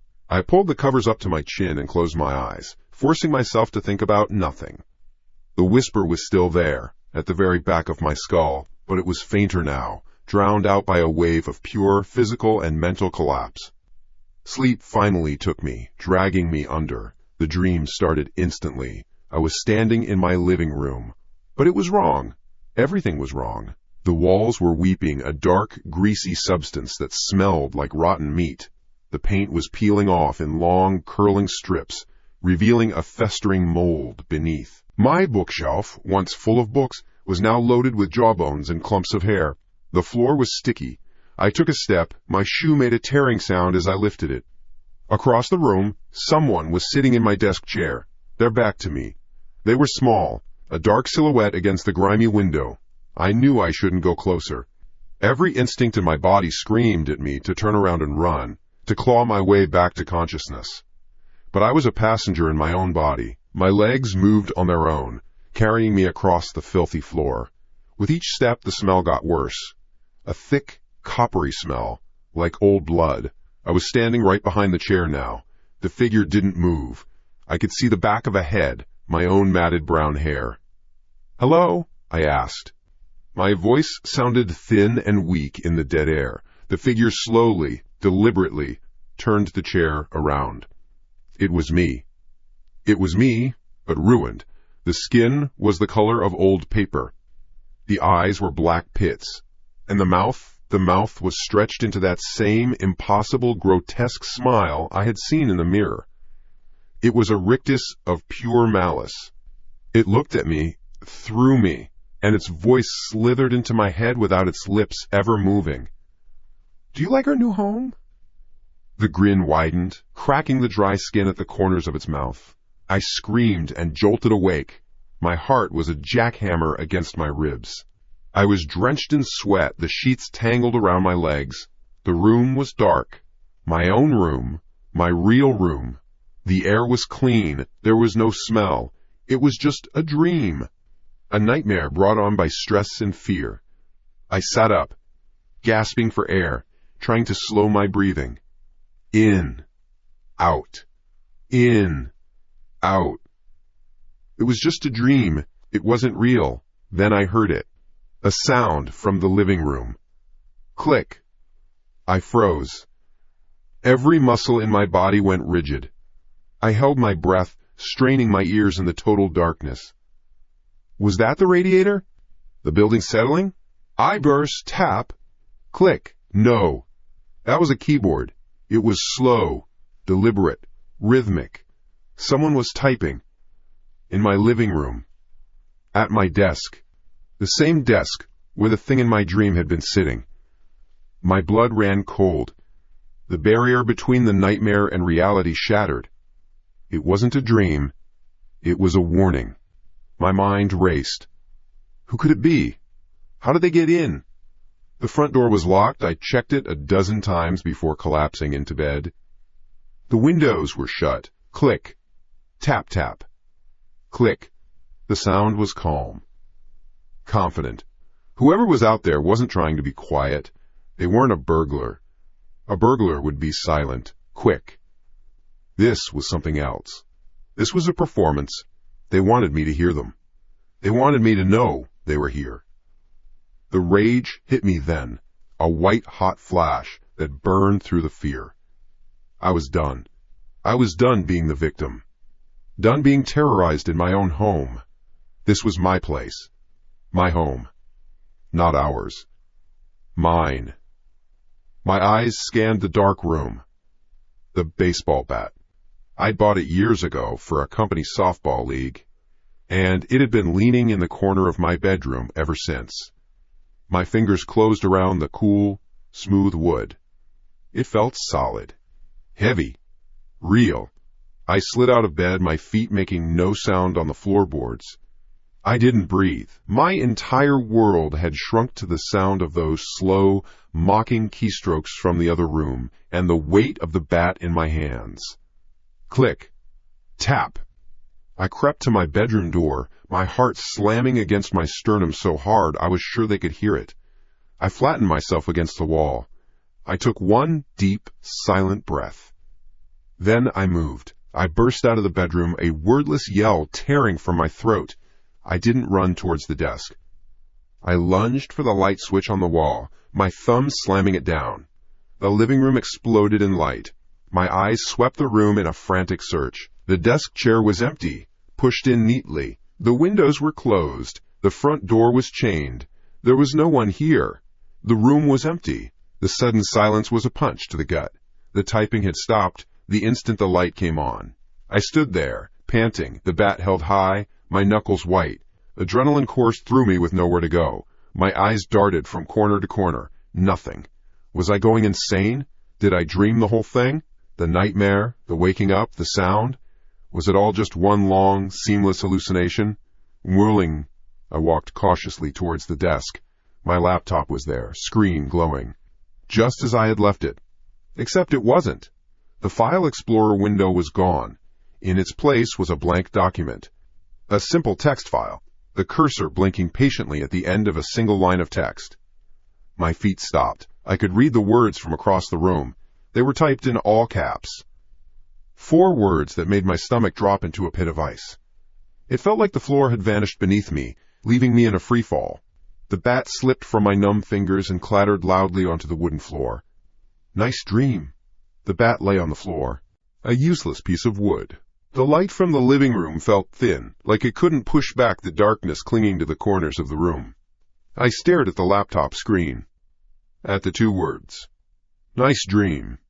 They didn't fade, they didn't flicker, they just sat there, typed in a soulless default font. Patient. The cursor blinked at the end of the sentence. A tiny, rhythmic pulse. A heartbeat. I didn't move. My own heart was a frantic drum against my ribs, a wild animal trapped in my chest. The yell from minutes ago was a raw memory in my throat. I had burst out of my room, ready for a fight, for blood, for anything physical I could smash. Instead, I got this. Silence. And 2 words on a screen. The anger came back, cold this time. It settled deep in my gut, a block of ice. I was done being scared. I was done reacting. This was a game, and I was losing because I didn't understand the rules. Now I was going to change the game. This wasn't a ghost. This wasn't a monster. This was a hacker. Someone good. Someone with a backdoor into my system. They were in my network, on my machine, watching me through my own technology. The thought was chilling, but it was better than the alternative. A hacker was a person. A person could be beaten. A system could be cleaned. Enough. I walked over and picked up the bat. The wood felt good in my hand. Solid. I didn't put it down. I leaned it against the wall next to the desk, within arm's reach. A promise. Then I sat down in the chair. It was still warm. My skin crawled. Okay, you son of a bitch, I muttered to the empty room, to the blinking cursor. Let's play. My hands felt clumsy on the keyboard. I closed the text file. No. Save changes. Let it burn. I opened my system settings, my movements jerky and fast. There was only one solution. A scorched earth policy. I was going to wipe everything. Reformat the hard drive. A clean install of the OS. It would take hours. I'd lose data I hadn't backed up. I didn't care. I would rather lose a decade of digital memories than spend one more second feeling like this. I found my external hard drive and plugged it in with a satisfying click. The drive whirred to life. The first step was to save the essentials: my work portfolio, tax documents, a few folders of old photos. I started dragging and dropping the files, the progress bar, a slow blue line crawling across the screen. I grumbled under my breath. All this because some basement-dwelling psycho had nothing better to do. My entire Sunday, gone, wasted on this high-tech haunting. I needed to be thorough. I went into the folder options. Show hidden files and folders. I always did this before a wipe to make sure no stray configuration files were left behind. A few new, faded-out items appeared on the C drive. System junk, mostly. Expected. But then I saw it. It was a folder, right in the root directory. Its icon was transparent, almost a ghost on the screen. The name was simple: Project Adam. I stopped. My hand froze over the mouse. I didn't make that folder. I had never seen it before. Adam? The name meant nothing to me. A random string of letters would have been less strange. This felt specific. Deliberate. My heart started that fast, shallow beat again. Curiosity is a dangerous thing. It's an itch you have to scratch, even if you know you'll draw blood. My mouse pointer hovered over the folder, a trembling arrow. This could be it. The source of the virus. The back door. The logical thing to do was to drag it straight to the trash, to delete it without looking inside. But I couldn't. I had to know. I double-clicked. The folder opened. It contained a single file. My blood went cold. It wasn't an .exe file. It wasn't a string of code. It was a Word document. Diary.docx. My breath hitched. The screen seemed to swim for a second. A diary. Whose diary? I looked at the date modified column. The timestamp was from yesterday afternoon. I opened the file. The page loaded, bright white. Black text. It was written in the first person. The first entry was dated 6 months ago. Entry 1. I see him. The programmer. Anne. He's brilliant, but he doesn't know it. The way his mind works, the lines of code flow from him like water. But he's sloppy. He's distracted. He wastes his gift on mediocre corporate projects. I read it again. An Ott. That's my name. My actual name. No one calls me that. It's always Alex. Just Alex. My hands started to shake. I scrolled down. Entry 14. Anne has routines. I am learning them. Tapped out coffee on Tuesdays and Thursdays. Always a large black coffee. He taps his fingers on the table when he's thinking. Index, middle, index, ring. A little rhythm. It's annoying. It's predictable. It's weak. I slammed my hand down on the desk. Tapped out coffee. I was just there. How? How could anyone know that? Was I followed? I scrolled faster, my eyes flying across the lines, my brain struggling to process the words. The entries became more personal, more obsessive. It described my apartment layout. It mentioned the sci-fi novels on my shelf. It talked about the argument I had with my sister over the phone last week, quoting words I had said verbatim. It was a log of my entire existence, written by someone who had been watching from inches away. The voice in the diary was a mix of things. It was jealous. It was admiring. It was full of contempt.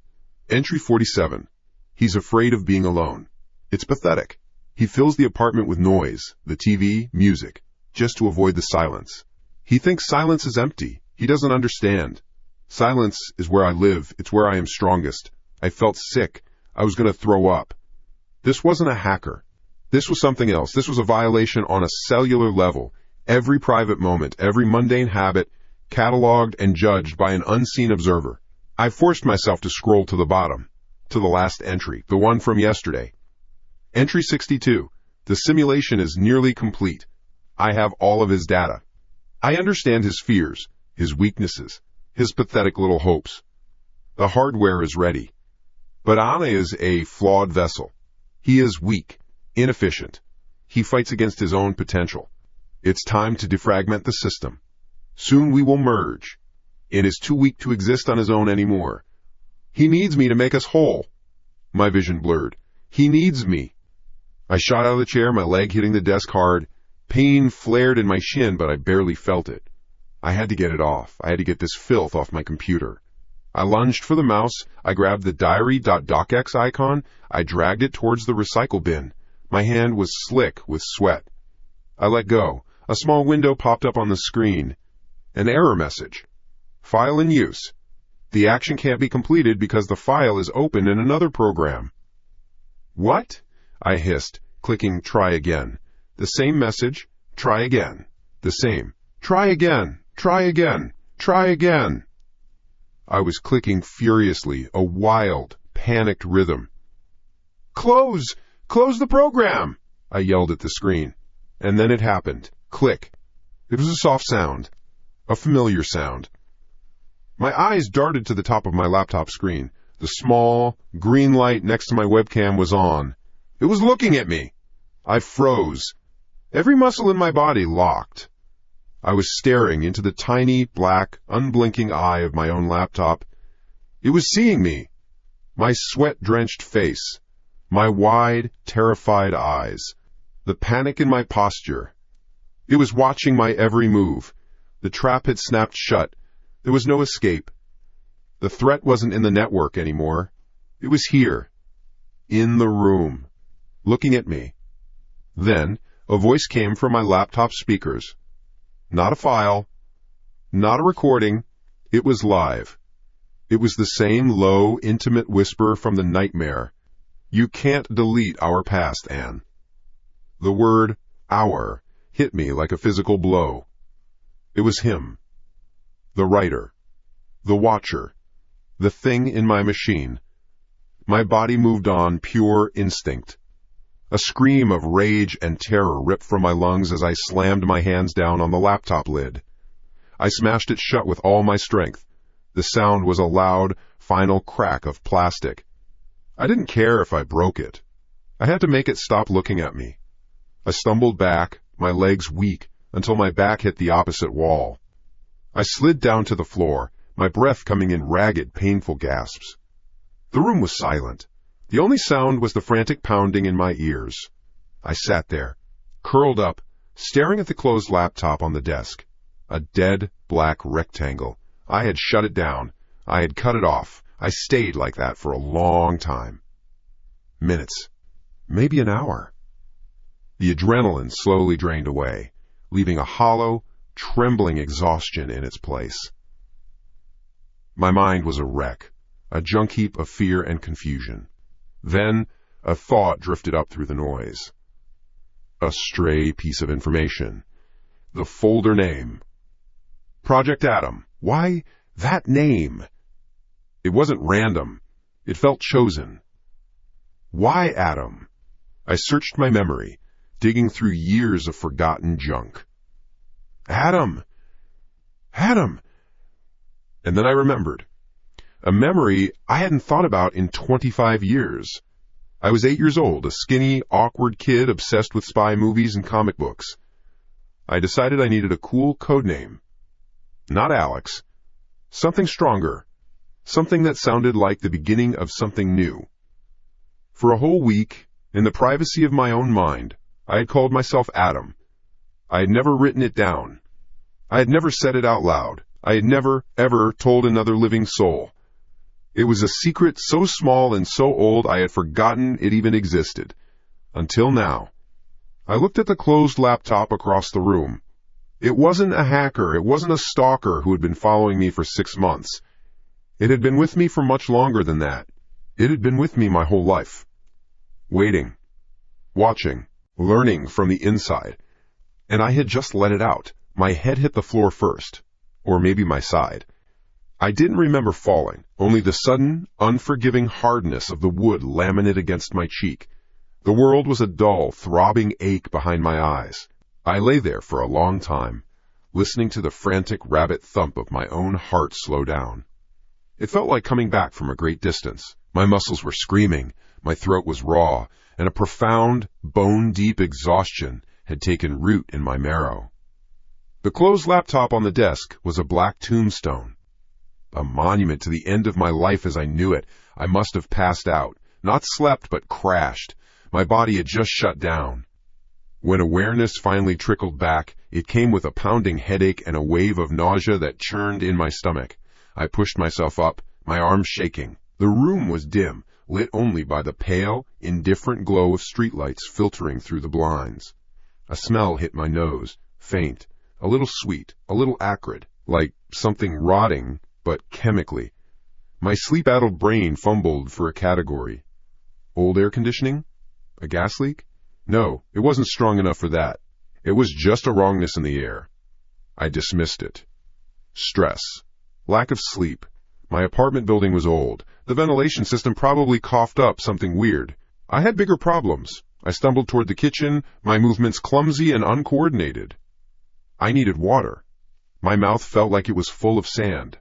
Every joint in my body protested. I felt like I'd run a marathon, and then gotten into a fistfight.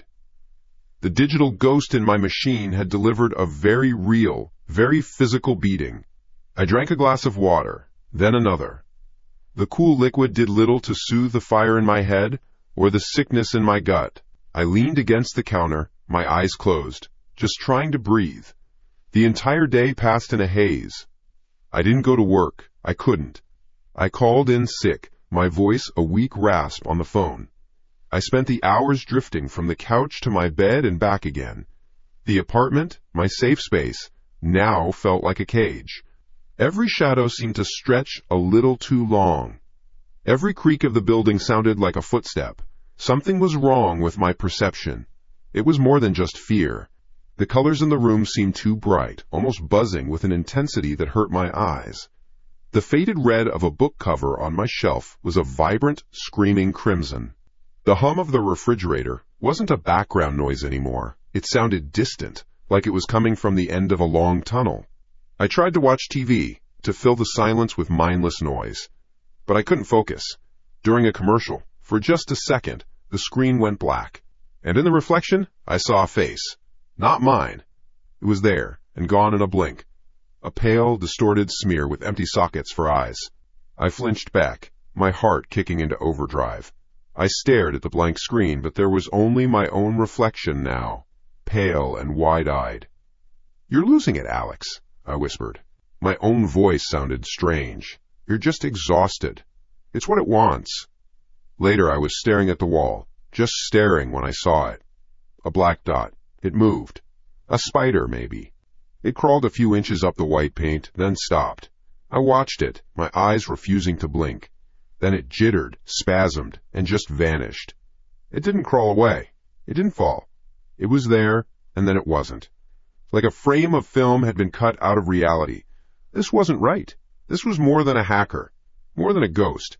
It felt like the world itself was glitching around me. The rules weren't working anymore. The foundation of things was cracking, and I was falling through. My headache, which had receded to a dull throb, came roaring back. It felt like a spike of hot iron being driven into the space between my eyes. A fresh wave of nausea washed over me. I staggered toward the bathroom, one hand pressed to my temple. I needed pills. I needed something to make this stop. I fumbled in the medicine cabinet, my hands shaking so badly I almost dropped the bottle of aspirin. I managed to get 2 out, dry swallowing them with a gag. I braced myself against the sink, breathing hard, and looked up. I looked in the mirror. My reflection looked back at me. It was me, haggard, terrified, and blood was pouring from its eyes. Not trickling, pouring. Thick, dark rivulets streamed down my reflection's face, tracing paths through the stubble on its cheeks, dripping from its chin onto the white porcelain of the sink. But the eyes were the worst part. They were wide with a kind of ecstatic horror, staring right at me, not through me, at me. A scream tore itself from my throat, raw and animalistic. I stumbled backward, crashing into the shower door. The plastic rattled violently. I scrambled away, my back hitting the cool tile of the wall. I couldn't breathe. My gaze was locked on the mirror. I looked again. There was nothing. Just my own face, stark white with fear. No blood. No crazed expression. Just me. Alone. Trembling in the bathroom. The hallucination had been so real, so absolute. I could still smell the metallic tang of blood in the air. Ping. The sound was impossibly loud in the small room. It came from my pocket. My phone. For a second, I didn't want to look. I knew who it was from. I knew it was him. Or it. Adam. With a hand that felt like it belonged to someone else, I pulled the phone out.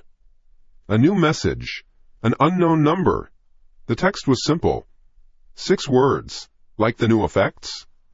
I upgraded the system. The phone slipped from my sweaty fingers and clattered to the floor. The screen cracked. I didn't care. The message burned behind my eyes. Upgraded the system. Not my phone, not my laptop.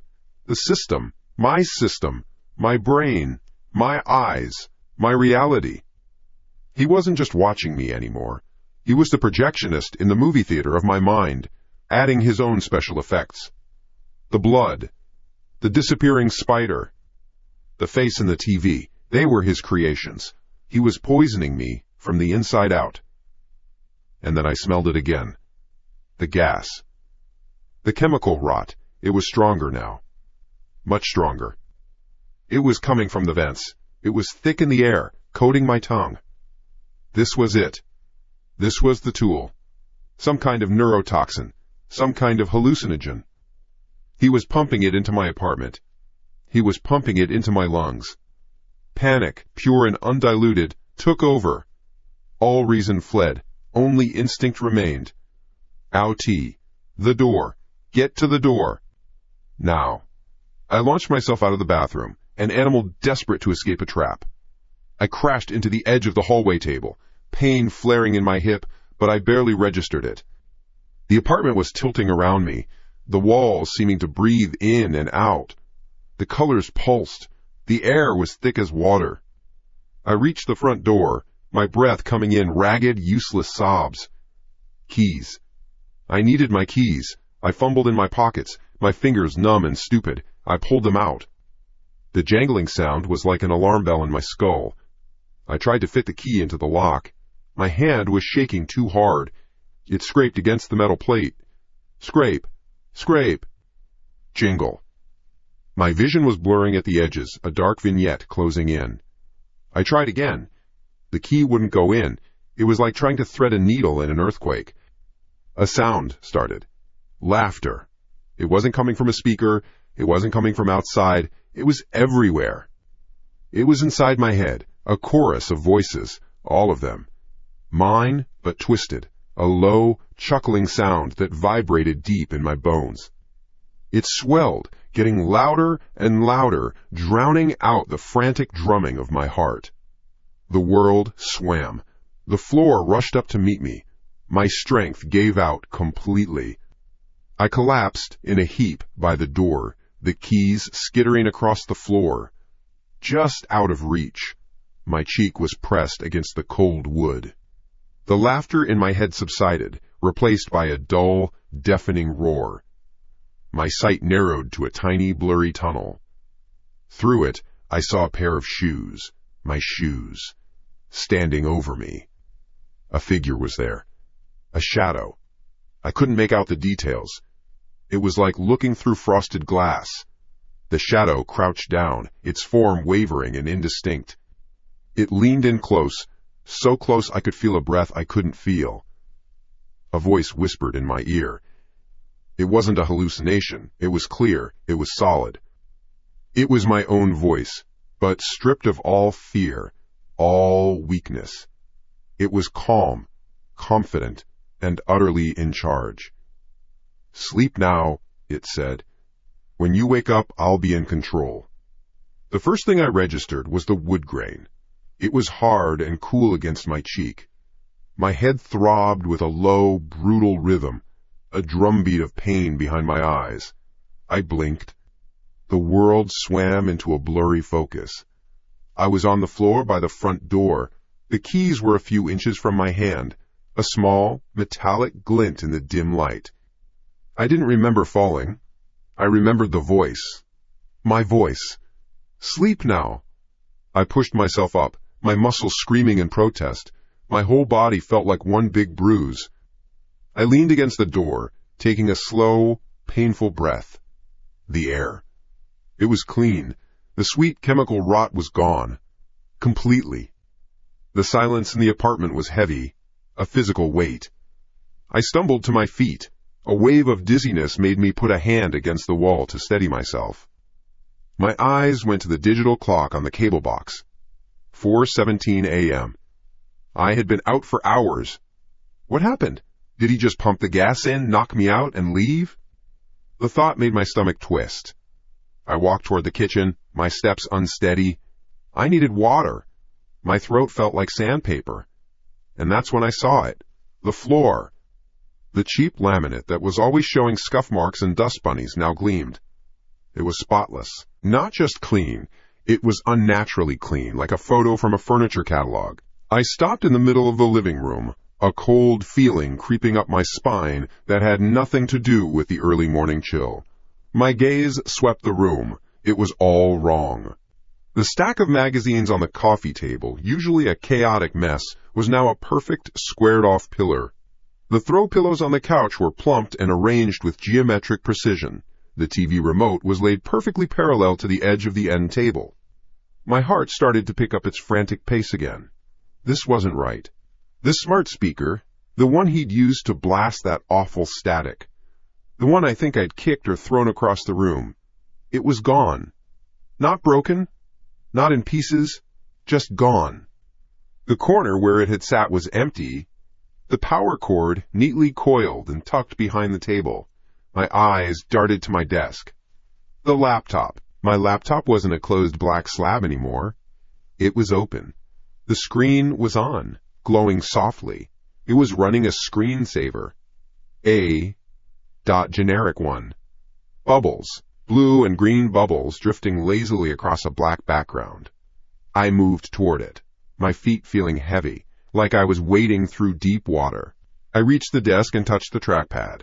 The screen woke up, showing my desktop, my icons, my files, all neat, all orderly, no threatening messages, no open chat windows. It was just a computer. A normal computer. This was worse. 1,000 times worse. The chaos, the direct attack, I could understand that. I could fight it. This was something else. This was a violation on a different level.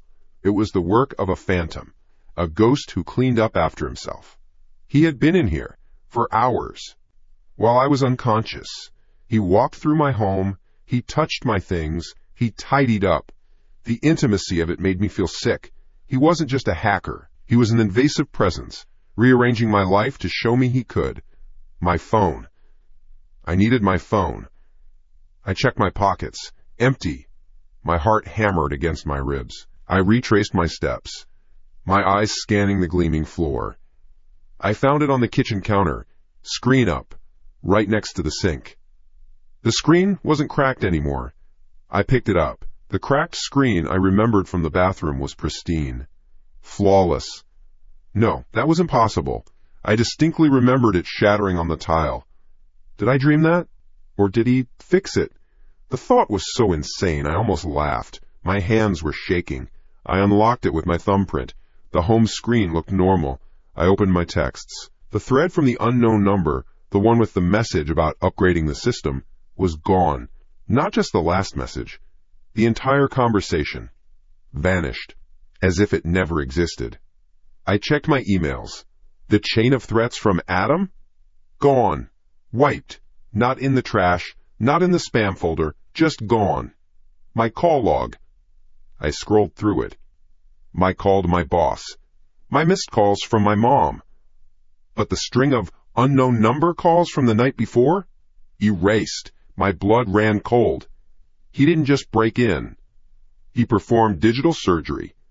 He excised every piece of evidence, every digital breadcrumb that proved his existence from my devices. While I was sleeping on the floor. The security camera. My last hope. The tiny camera I'd pointed at my front door, the one that recorded to a local SD card. I had to see it. I had to have proof. I lunged for the small camera, which was still perched on the bookshelf. I pulled the micro SD card out, my fingers fumbling. I ran back to the laptop, shoved the card into the adapter, and jammed it into the USB port. The drive icon appeared on the screen. I clicked it. A single window popped up. This disk is not readable by this computer. It offered me two options. Initialize or eject. He hadn't just deleted the files, he'd corrupted the entire card, formatted it, wiped it clean of everything. I slumped into my chair, my head in my hands. It was a perfect crime. He had terrorized me, drugged me, entered my home, and then meticulously erased every single trace of himself. Who would believe me? I would sound like a lunatic. Officer, a ghost broke in and tidied my apartment, then wiped all my hard drives. I'd be the one getting locked up. The silence pressed in. It wasn't a peaceful silence.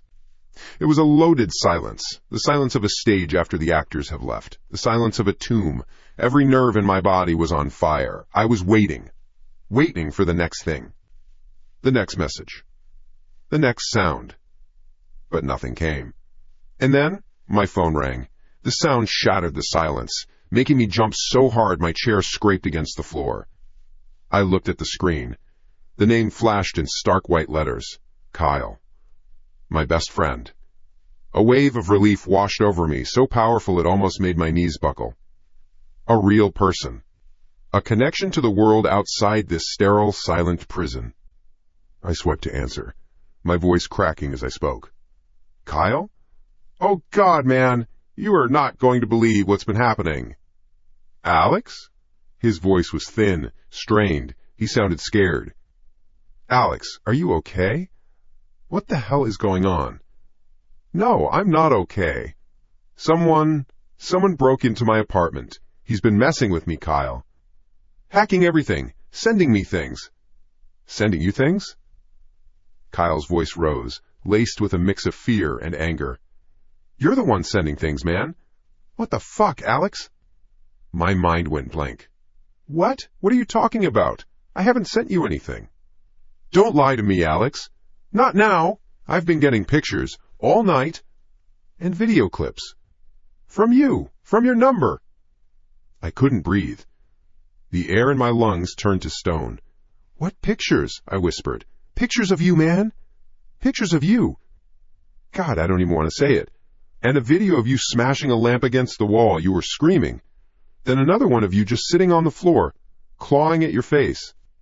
What the hell is happening? Are you on something? You need to tell me right now, Alex. The phone felt slippery in my hand. Kyle, I didn't. I swear to God, I didn't send you anything. I was passed out. Then who did? He yelled. Who the hell has your phone? I didn't have an answer. I couldn't form words. My throat closed up. I hung up the phone, my finger stabbing at the screen. My heart was a wild animal trapped in my chest. He didn't just erase the evidence. He created new evidence. Evidence against me. With a sense of dawning, absolute horror, I navigated away from the call screen. I opened my photo gallery. My hands were trembling so badly I could barely control my thumb. I scrolled past my normal pictures. Sunsets, group shots with friends, bad pictures of my food. I opened the folder for my messaging app. I tapped the folder marked Sent, and my world ended. It was all there, a gallery of madness. Dozens of images and short video files, time-stamped over the last few hours. The first photo was a close-up of my face, contorted in a silent scream, eyes wide with a terror I didn't recognize. My own face, but not my own expression. The next was a short video, no sound. It was shot from a low angle, as if my phone was on the floor. It showed my legs kicking an overturned chair, over and over. Another photo. Me, standing in front of the bathroom mirror, the same mirror where I had seen the blood. In the photo, I was using a red marker to draw thick lines down my cheeks, mimicking bloody tears. My expression was one of intense, joyous concentration. I swiped again, my stomach churning. A video. I was holding my laptop, the one he had taken over. I held it up like a trophy before slamming it down onto the desk, again and again, the screen cracking under the force. But my laptop was fine. It was sitting right in front of me, working perfectly. How? Then came the cleanup. Photo after photo showed me meticulously restoring order. I was picking up pieces of a broken lamp that wasn't broken anymore, wiping down a scuffed floor that now gleamed. My movements were stiff, robotic. In every single picture of the cleanup, I had the same expression, a placid, empty smile. My eyes were vacant, like two black holes. I looked like a stranger wearing my skin. The last video was the shortest. 10 seconds. It was a selfie video. My face filled the frame. I looked directly into the camera lens. The empty smile was still on my face. My lips moved. There was no sound, but I could read the words. It was the same thing the voice in my head had said before I blacked out. The same thing my double had whispered in my ear. When you wake up, my smiling, silent face mouthed, I'll be in control. I had no memory of any of it. Not a single second. I was a passenger in my own body, and something else was driving. It wasn't a hacker. It wasn't a ghost. It was me. I let the phone slip from my fingers. It hit the floor with a flat, plastic clack. The sound was small. Too small for the world that had just ended inside my head. The gallery of my own madness glowed on the screen. My face. My hands. My body. All of it a lie. I slid down the wall, my back scraping against the plaster, and landed hard on the floor. The gleaming, sterile floor he had cleaned. With my hands. My world wasn't a room anymore. It was a skull. And I wasn't alone in here. I was a prisoner in my own head. Beaten. Broken. A puppet whose strings had been cut. It was over. He had won. He told me he would be in control, and he was. I had no memory, no proof, no way to fight what was already inside me. The silence that followed was different. It wasn't the silence of an empty apartment. It was the silence of a held breath. The silence of a predator watching its prey finally give up the struggle. He was here, right now, behind my eyes, listening to the frantic, useless beating of my heart, waiting. And in that waiting, something else sparked. A tiny, hot ember in the cold ash of my despair. It wasn't hope. It was rage. A raw, animal fury that had nothing to do with logic or chances of survival. My house, my body, my life. I looked at my hands. They were trembling. The same hands I had seen in the pictures, drawing on my face, meticulously cleaning the chaos they had created. They weren't his. They were mine. No, fuck no! A new thought cut through the panic, sharp and clear. If he was in my head, he could hear this. He could feel this. He knew I was broken. He knew I was terrified. He was expecting surrender. Good. If you want a war, you'll get one. But you'll never see it coming. The plan came to me not as a complex strategy, but as a single, desperate instinct. Fight poison with poison. Fight manipulation with manipulation. I couldn't beat him with force. I had to beat him with treachery. I had to become a better liar than the thing wearing my face. I took a deep, shuddering breath, a performance for an audience of one. I let a sob escape my lips, a dry, ugly sound. I crawled on my hands and knees over to my phone, my movements deliberately clumsy and defeated. I picked it up, my hand shaking for real this time, and stared at the smiling, vacant face on the screen. My face. Okay, I whispered to the empty room. My voice was a broken thing. Okay, I get it. I started to cry. It wasn't hard. The tears were real, but I repurposed them. They weren't tears of despair anymore. They were ammunition. I let myself weep, openly, loudly. The sounds of a man completely shattered. I'm sorry, I choked out, pushing the words past the lump in my throat. I don't know what you want. I'll do anything. Just stop. I rocked back and forth on the floor, my forehead pressed against my knees. I acted out the part of a broken toy. A puppet who loved his master. I had to make him believe it. I had to make him so sure of his victory that he would get careless. It was my only chance. My only weapon was my own perceived weakness. I stayed like that for what felt like an hour, just a heap of misery on the floor. I waited. I focused on my breathing, on the sound of my own staged whimpers. I was a hunter, frozen in place, pretending to be the hunted. Then the phone in my hand buzzed. A jolt went through me, a mix of pure terror and electric triumph. He took the bait. I lifted the phone with a hand I forced to tremble. A new notification was on the screen. Not a text from a number. Not an email. It was a system alert, a push notification from the phone itself. The sender was simply listed as me. I swiped it open. A single line of black text on a white screen. Back quote. Good boy. You're learning. Back quote. My blood went cold. The condescending intimacy of it. He was praising me like a dog who had learned a new trick. I felt a fresh wave of rage, but I shoved it down. Deep down. I couldn't let him feel it. I had to complete the performance. My thumb hovered over the keyboard. What would a broken man say? I typed, deleted, typed again. Finally, I settled on a single, pathetic word. Back quote. What now? Back quote. I didn't use a question mark. It felt more defeated that way. The 3 little dots appeared instantly. He was typing. My heart hammered against my ribs. Each second was an eternity. The new message appeared. Back quote. Rest. You've had a long night. Tonight, we finish the merger. Back quote. Merger. The word was so cold. So corporate. A clinical term for the complete erasure of my soul. He wasn't just a hacker or a ghost. He was a hostile takeover.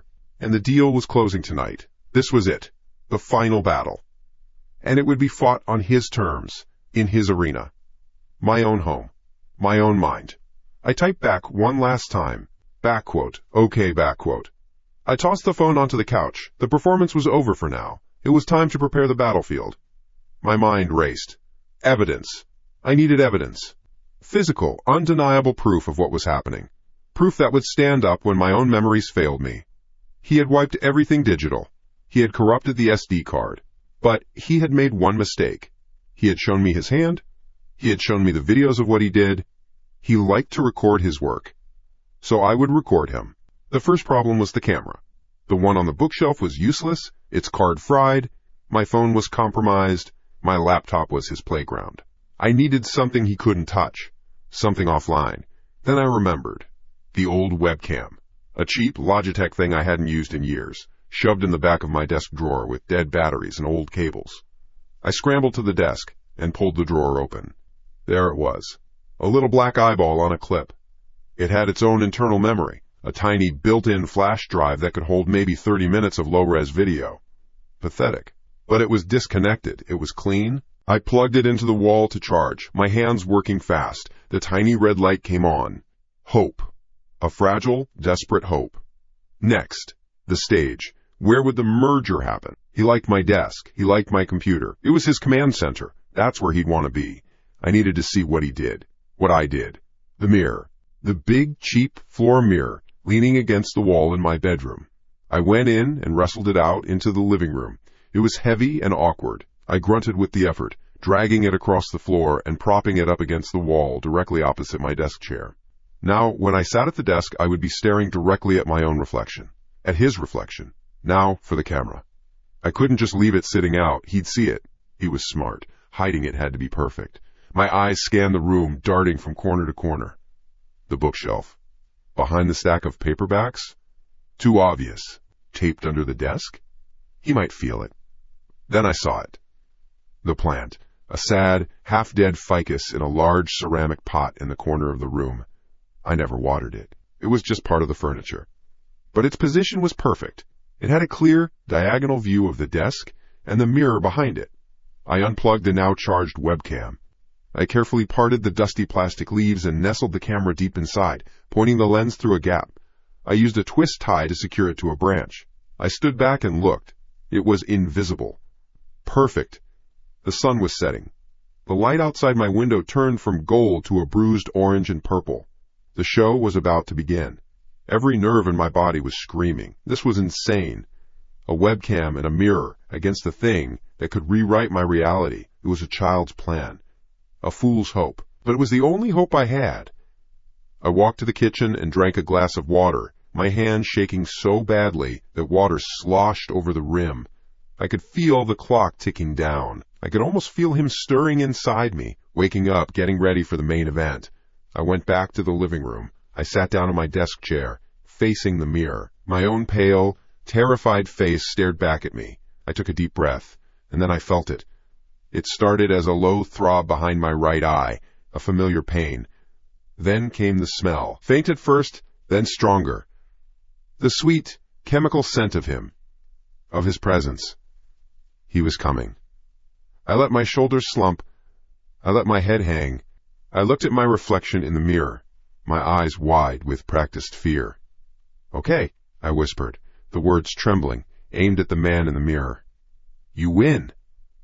I held his gaze. "Let's finish this." I closed my eyes. I let my body go limp in the chair, a final, perfect act of surrender. I gave up control, but in the dusty leaves of the dying plant in the corner, a tiny red light blinked on, steady and silent. Recording. My eyes were closed, but I wasn't gone. Not yet. I was a statue of defeat, slumped in my desk chair, head bowed. A perfect picture of a man who had finally broken. The performance of a lifetime for an audience of one. The air in the apartment was still, heavy with the chemical sweet scent he always brought with him. He was here, inside me, a parasite savoring its victory. I could feel him watching through my eyes, listening through my ears, waiting for the last flicker of resistance to die out so he could begin the merger. I kept my breathing slow and even, a shallow rhythm of surrender. But inside my skull, behind the mask of compliance, I was a coiled spring of pure hate. Every nerve was a lit fuse. "Come on, you bastard." The thought was a silent scream, a challenge I dared not even mouth. "Come on, take the stage, I'm ready for you." I waited. The darkness in the room was absolute, broken only by the faint pulsing blue light from the modem across the room. Tick, tick, tick. The seconds stretched into minutes. My back ached from the unnatural posture. My legs were starting to go numb. The rage was a hot coal in my stomach, and it was getting harder and harder to hide the heat. He was patient. He was enjoying this. He was making me wait. Fine, I can wait. And then I heard it. It wasn't a sound from my laptop, not from my phone. It wasn't a footstep in the hall or a noise from the street below. This was different. This was close. Scritch. A tiny, dry sound, like a single fingernail being dragged across sandpaper. It was so faint I thought I'd imagined it, a phantom noise born from the high-strung tension. I didn't move. I didn't even let my breathing hitch. I just listened. The silence returned, thick and watchful. I strained my ears, sorting through the hum of the refrigerator, the distant rumble of the city. Nothing. Maybe it was nothing. A settling of the old building. A mouse. Scritch, scritch, scritch. There it was again, louder this time. Sharper, and I knew exactly where it was coming from. It was coming from inside the wall, the drywall directly behind my head. My blood ran cold. That was wrong. That was impossible. Mice don't sound like that. This was a deliberate, rhythmic sound. A scraping. A digging. It was methodical. I remained perfectly still, a man of stone, but my heart started a frantic, silent drumbeat against my ribs. He can hear this, I thought. He can feel my heart. He knows. But the sound wasn't coming from inside my head. It was external. It was real. I could hear the faint vibration of it through the back of the chair. He was changing the game. This wasn't part of his usual routine of digital ghosts and psychological warfare. This was physical. This was new. The scratching grew more frantic. It was a flurry of sharp, desperate sounds now, a clawing, tearing noise. It sounded like an animal, a rat trapped between the studs, trying to chew its way to freedom. It was a sound of desperate, caged panic. The scraping went on for a solid minute, a furious assault on the plaster and wood right behind me. It was so loud now, so violent, that my act of feigned sleep was becoming ridiculous. No one could sleep through this. And then, just as suddenly as it began, it stopped. The silence that rushed in to fill the void was deafening. It was heavier than before. Expectant. My entire body was rigid. I held my breath, listening. My ears rang. The refrigerator hummed. The city rumbled, but the wall behind me was quiet. Utterly, completely quiet. I was about to risk a glance, to turn my head just a fraction of an inch, when the voice came. It wasn't in my head. It wasn't from a speaker. It was a whisper, dry and rustling like dead leaves, spoken directly into the shell of my right ear. It was so close I felt a cold spot on my skin where the breath should have been. "Son," it said, "open the door for me." I knew that voice. Every cell in my body knew that voice.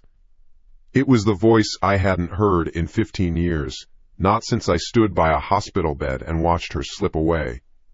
It was my mother's voice, gentle, loving, and it was coming from a place of impossible darkness right behind me. Something inside me snapped. It wasn't a thought, it wasn't a plan. It was a circuit breaker flipping in my soul. The cold terror that had gripped me for weeks was consumed in a white-hot flash of pure, animal rage. He had taken my home. He had taken my mind. He had taken my face. But this was a line, a sacred line. You do not touch the dead. You do not wear their voices like a fucking costume. R-A-A-A-A-A-G-H. The roar was torn from my lungs, a sound of guttural, absolute violation. I was on my feet, the chair crashing backward onto the floor.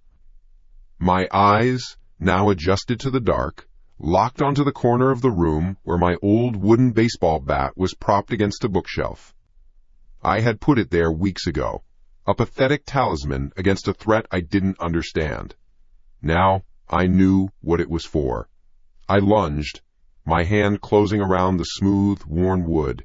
The weight of it was real, solid, an anchor in a world that had come completely unglued. I didn't hesitate. I didn't aim. I pivoted on my heel and swung with every ounce of strength I had, channeling weeks of fear and helplessness and rage into the arc of the bat. I swung for the voice. The impact was a cannon shot in the small apartment. The bat connected with the wall right where the sound had been, right where she had whispered. Drywall exploded inward with a deafening crack. A cloud of white dust billowed out, choking me, filling my nostrils with the chalky, dead smell of plaster. I didn't stop. I choked on the dust and swung again. Crack! A bigger hole now, ragged and dark. I could see the pink fluff of insulation inside. I raised the bat over my head and brought it down like an executioner's axe. Again, and again.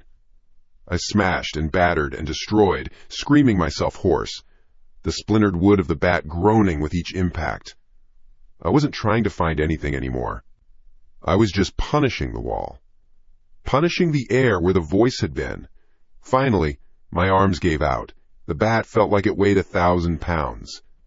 It slipped from my sweaty, trembling fingers and clattered to the floor. I stood there, heaving, my chest burning, my throat raw. My knuckles were bleeding, where they'd scraped the wall on a follow-through. The dust began to settle. A single beam of moonlight cut through the window and illuminated the cloud, swirling like smoke around me. I stared at the destruction I had wrought, a huge, gaping wound in my living room wall. Through the shattered plaster and torn insulation, I could see the solid, dark red of the brick firewall behind it. There was nothing there. Of course, there was nothing there. No rotting creature, no hidden speaker, nothing.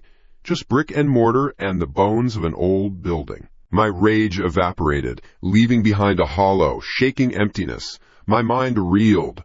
Did I imagine it? The scratching? The voice? The violence of my own reaction terrified me. He had done this. He had pushed me, prodded me with an impossible sound, a stolen voice, and made me lose control. He had made me smash my own home. I was the monster. I was the one swinging the bat. I sank to my knees, my head hanging. Defeated. Truly defeated this time. The act was over. The reality was so much worse.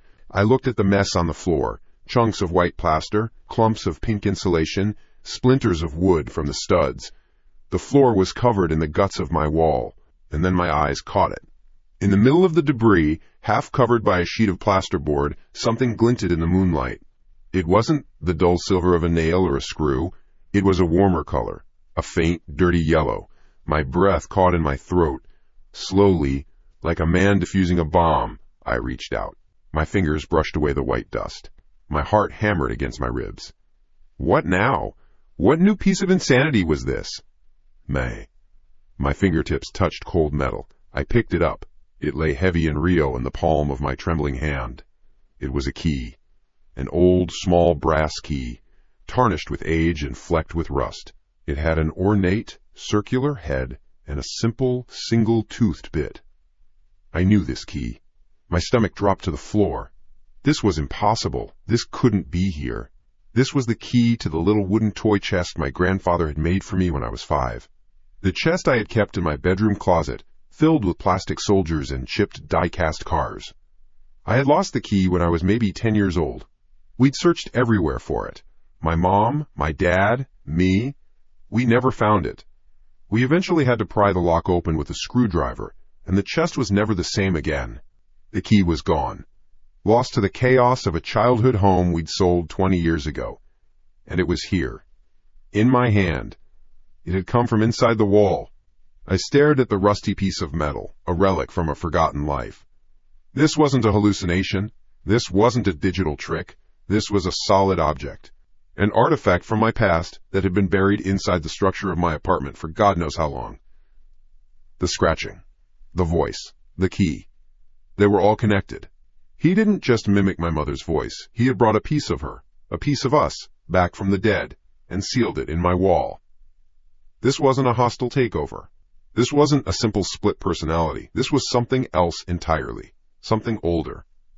And it had been waiting for me for a very, very long time. The key felt cold, colder than it should. I stared at it, the grimy brass sitting in the center of my palm, a ghost from a life I barely remembered. It was a trick. It had to be. Another one of his sick, elaborate jokes designed to unravel me from the inside out.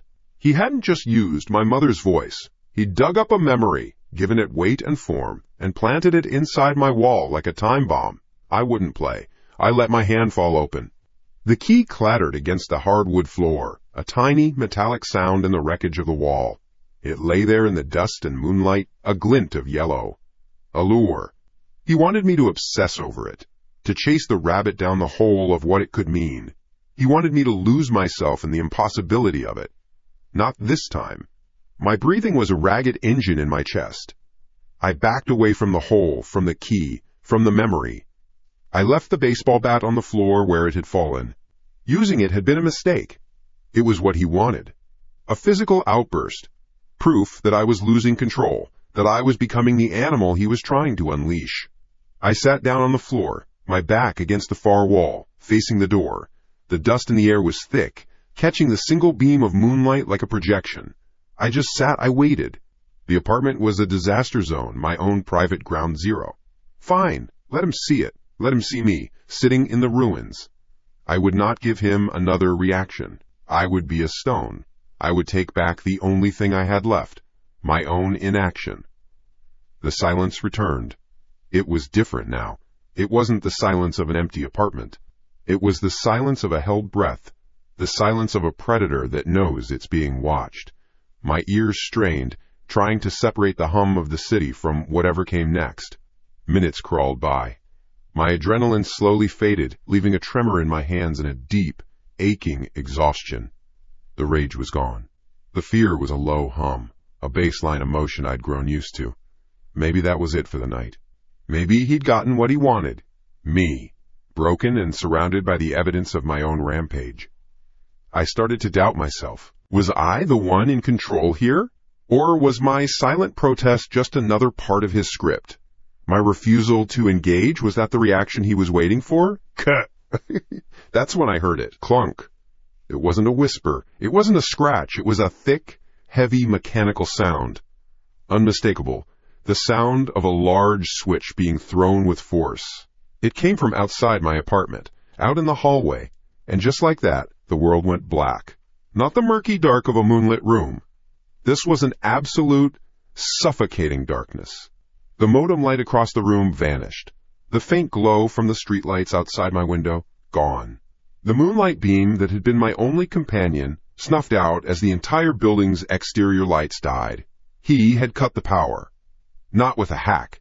Not with a digital trick. He'd walked down the hall to the utility closet and flipped the main breaker to my unit. He was outside. He was real. And he was done playing games. My heart didn't just pound. It kicked. It was a violent, frantic thing trying to batter its way out of my ribcage. I scrambled on the floor, my hands slapping against the wood, searching for the bat. My fingers found the cool, smooth shaft. I grabbed it, the weight of it a pathetic comfort. I got to my feet, my legs shaking. My back found the wall again. Breathe. Just breathe. Then the sound started at the front door. Scrape. A thin, metallic sound. My blood turned to ice. Scrape. Rattle. Click. He was picking the lock. It wasn't a brute force attack. It wasn't the sound of a shoulder hitting the wood. It was slow, deliberate. The sound of a thin piece of metal expertly sliding into the keyhole, probing, feeling for the tumblers. Each tiny noise was a physical blow. The scraping was the sound of my security being peeled away. The rattle was my own sanity shaking apart. My mind raced. The windows. They had fire escape locks, but they were old. He could just break the glass. My phone. Where the hell was my phone? On the desk? Probably buried under plaster. Useless. Click. A pin fell. I heard it. A small, precise noise that echoed like a gunshot in the dark. I tightened my grip on the bat. My knuckles were white. My whole world had shrunk to this dark room, and the sounds coming from that door. There was no escape. No way out.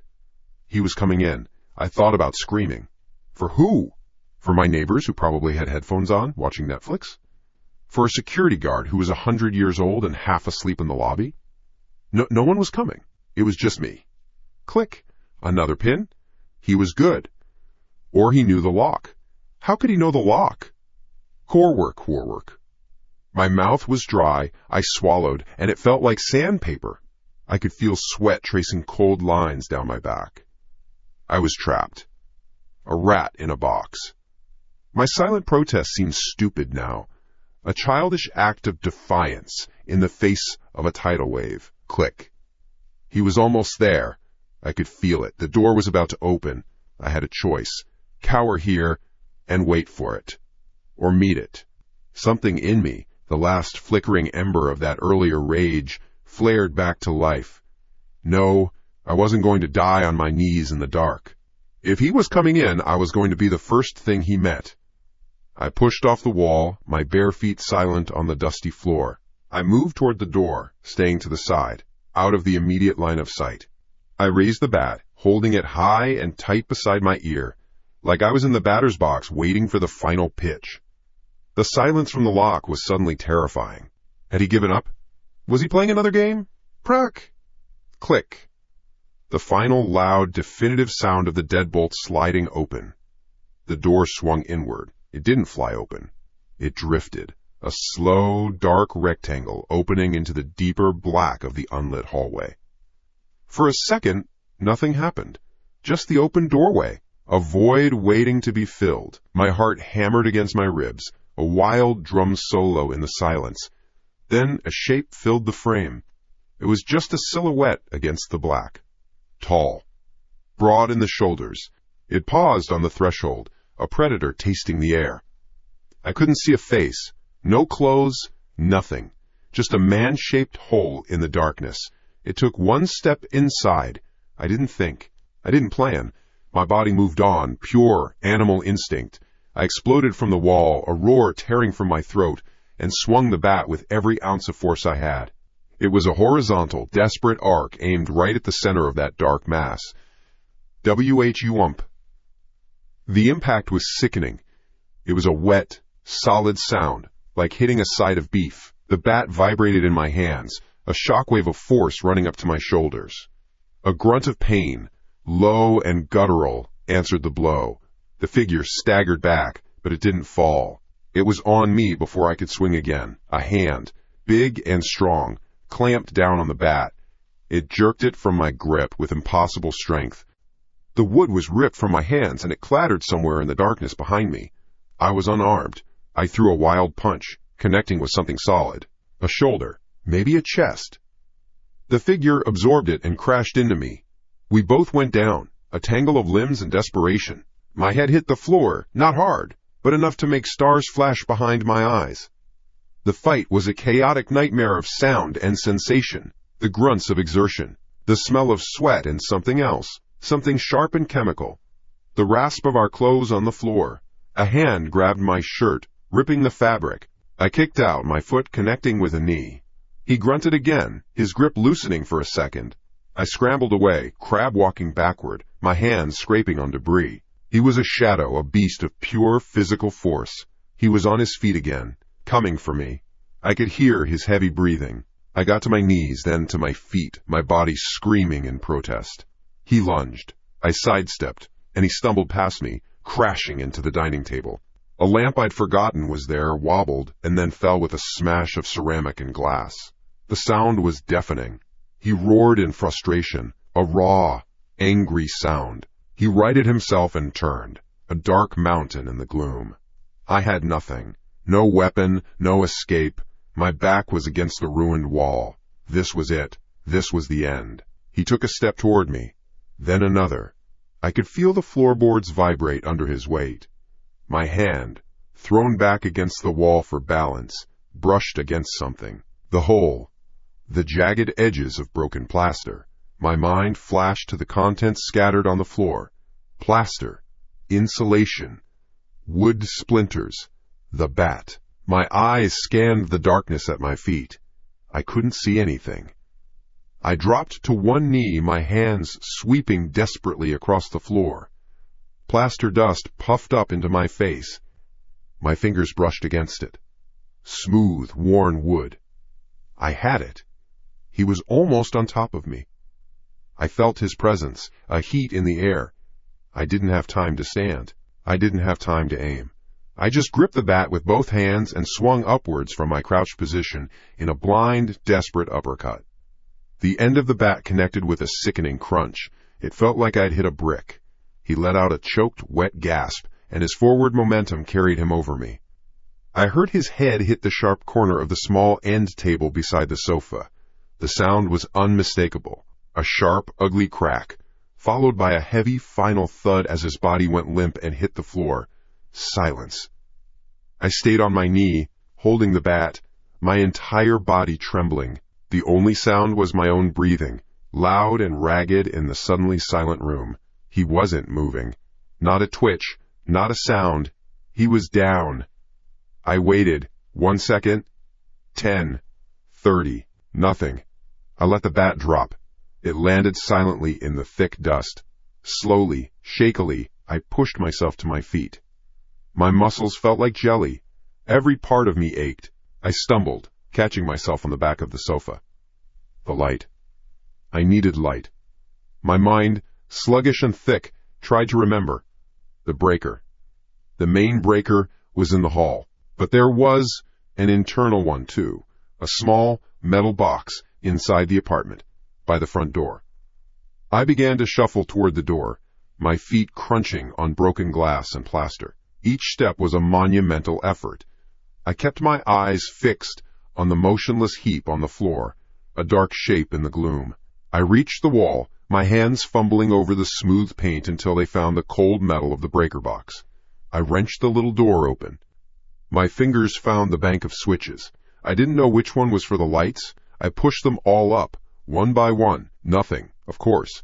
The main power was still out. Stupid. My brain wasn't working. The light switch. The regular light switch by the door. If the power wasn't out, if this was another trick. Rye. I found it. My fingers trembled as I flipped the plastic switch up.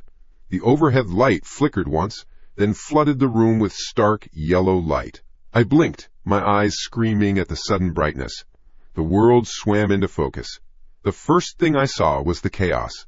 The overturned table, the shattered lamp, the guts of my wall strewn across the floor, chunks of plaster, pink insulation, the dark wood of the bat. My shirt was torn. My knuckles were bloody. The evidence of the fight was everywhere. It was undeniable. I slowly lowered my eyes to the spot where he had fallen. The spot next to the end table where I had heard his head crack. There was no one there. The floor was empty. My breath hitched in my throat. I scanned the room, my heart starting its frantic pounding all over again. The kitchen. The bedroom door, still closed. Nothing. He was gone. It was impossible. I heard him fall. I heard the impact. I was standing right here. There was no time. No way he could have gotten up and slipped out without me seeing, without me hearing something. My eyes darted back to the floor beside the end table. The floor was empty. The room was empty. But on the dark wood of the floor, right where his head would have been, was a small, dark, wet patch. It was still glistening under the harsh light, and next to it, almost invisible against the grain of the floorboards, lay a single small tarnished brass key. The light was a physical assault, a harsh, buzzing yellow that made every particle of dust in the air a sharp point of light. I stood there, swaying, my body a map of aches and dull, throbbing pain.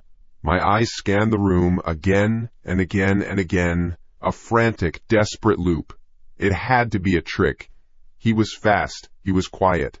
He slipped out when I was fumbling for the breaker. That had to be it. But the door was still closed. Not wide open, not even ajar. Closed, just as I'd found it. The deadbolt I'd heard him slide open was engaged. I would have heard it close. I would have heard the lock turn. There was no sound. There was no time. My mind refused to connect the dots. It was a computer refusing to run a corrupted program. He was here. I fought him. I felt the wet, solid thump of the bat connecting. I felt his weight crash into me. I smelled the sweat, the aggression. It was real. It had to be real. My gaze fell back to the floor, the small, wet patch of dark liquid next to the end table. It wasn't a pool, just a smear. And beside it, the key. That damned brass key. It sat there, winking at me under the raw light, a tiny, silent liar. It's not possible. The thought was a thin, high-pitched whine in my skull. It's just not possible.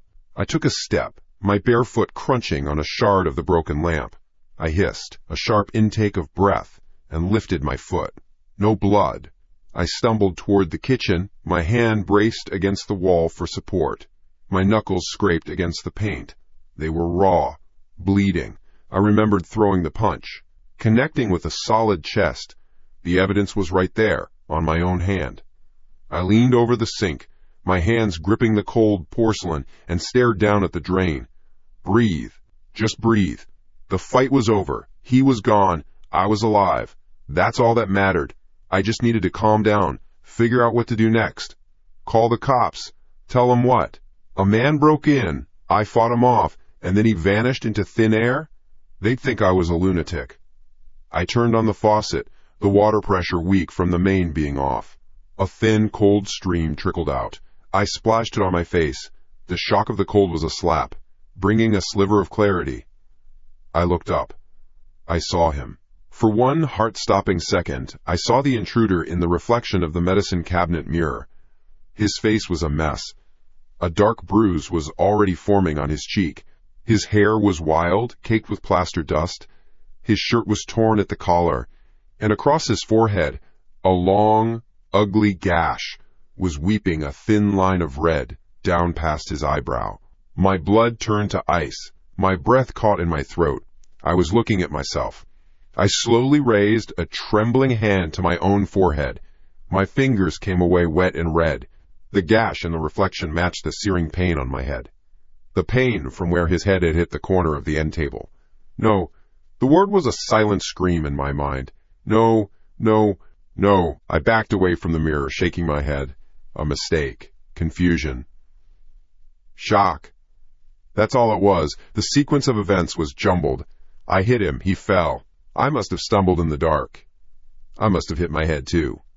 That was it. That was the only explanation. But the memory of the fight was so vivid. The grunt of pain when the bat hit. It wasn't my voice. The impossible strength that ripped the bat from my hands. That wasn't my strength. The big, strong hand that clamped down on the wood. I looked down at my own hands.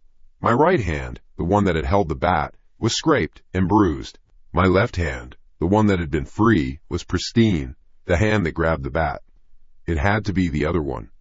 My mind flashed back to the moment. The two of us going down, a tangle of limbs, the smell of sweat, the roar of frustration when he crashed into the table, the way he absorbed my punch. It was all me. The realization didn't come like a thunderclap. It seeped in, a slow, cold poison filling my veins, the struggle in the dark, the powerful body crashing into mine, the figure that absorbed my blows. The roar of anger. I hadn't been fighting an intruder, I had been fighting myself.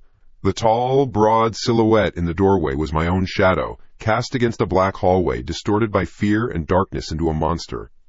The grunt of pain was mine. The weight crashing into me was my own momentum.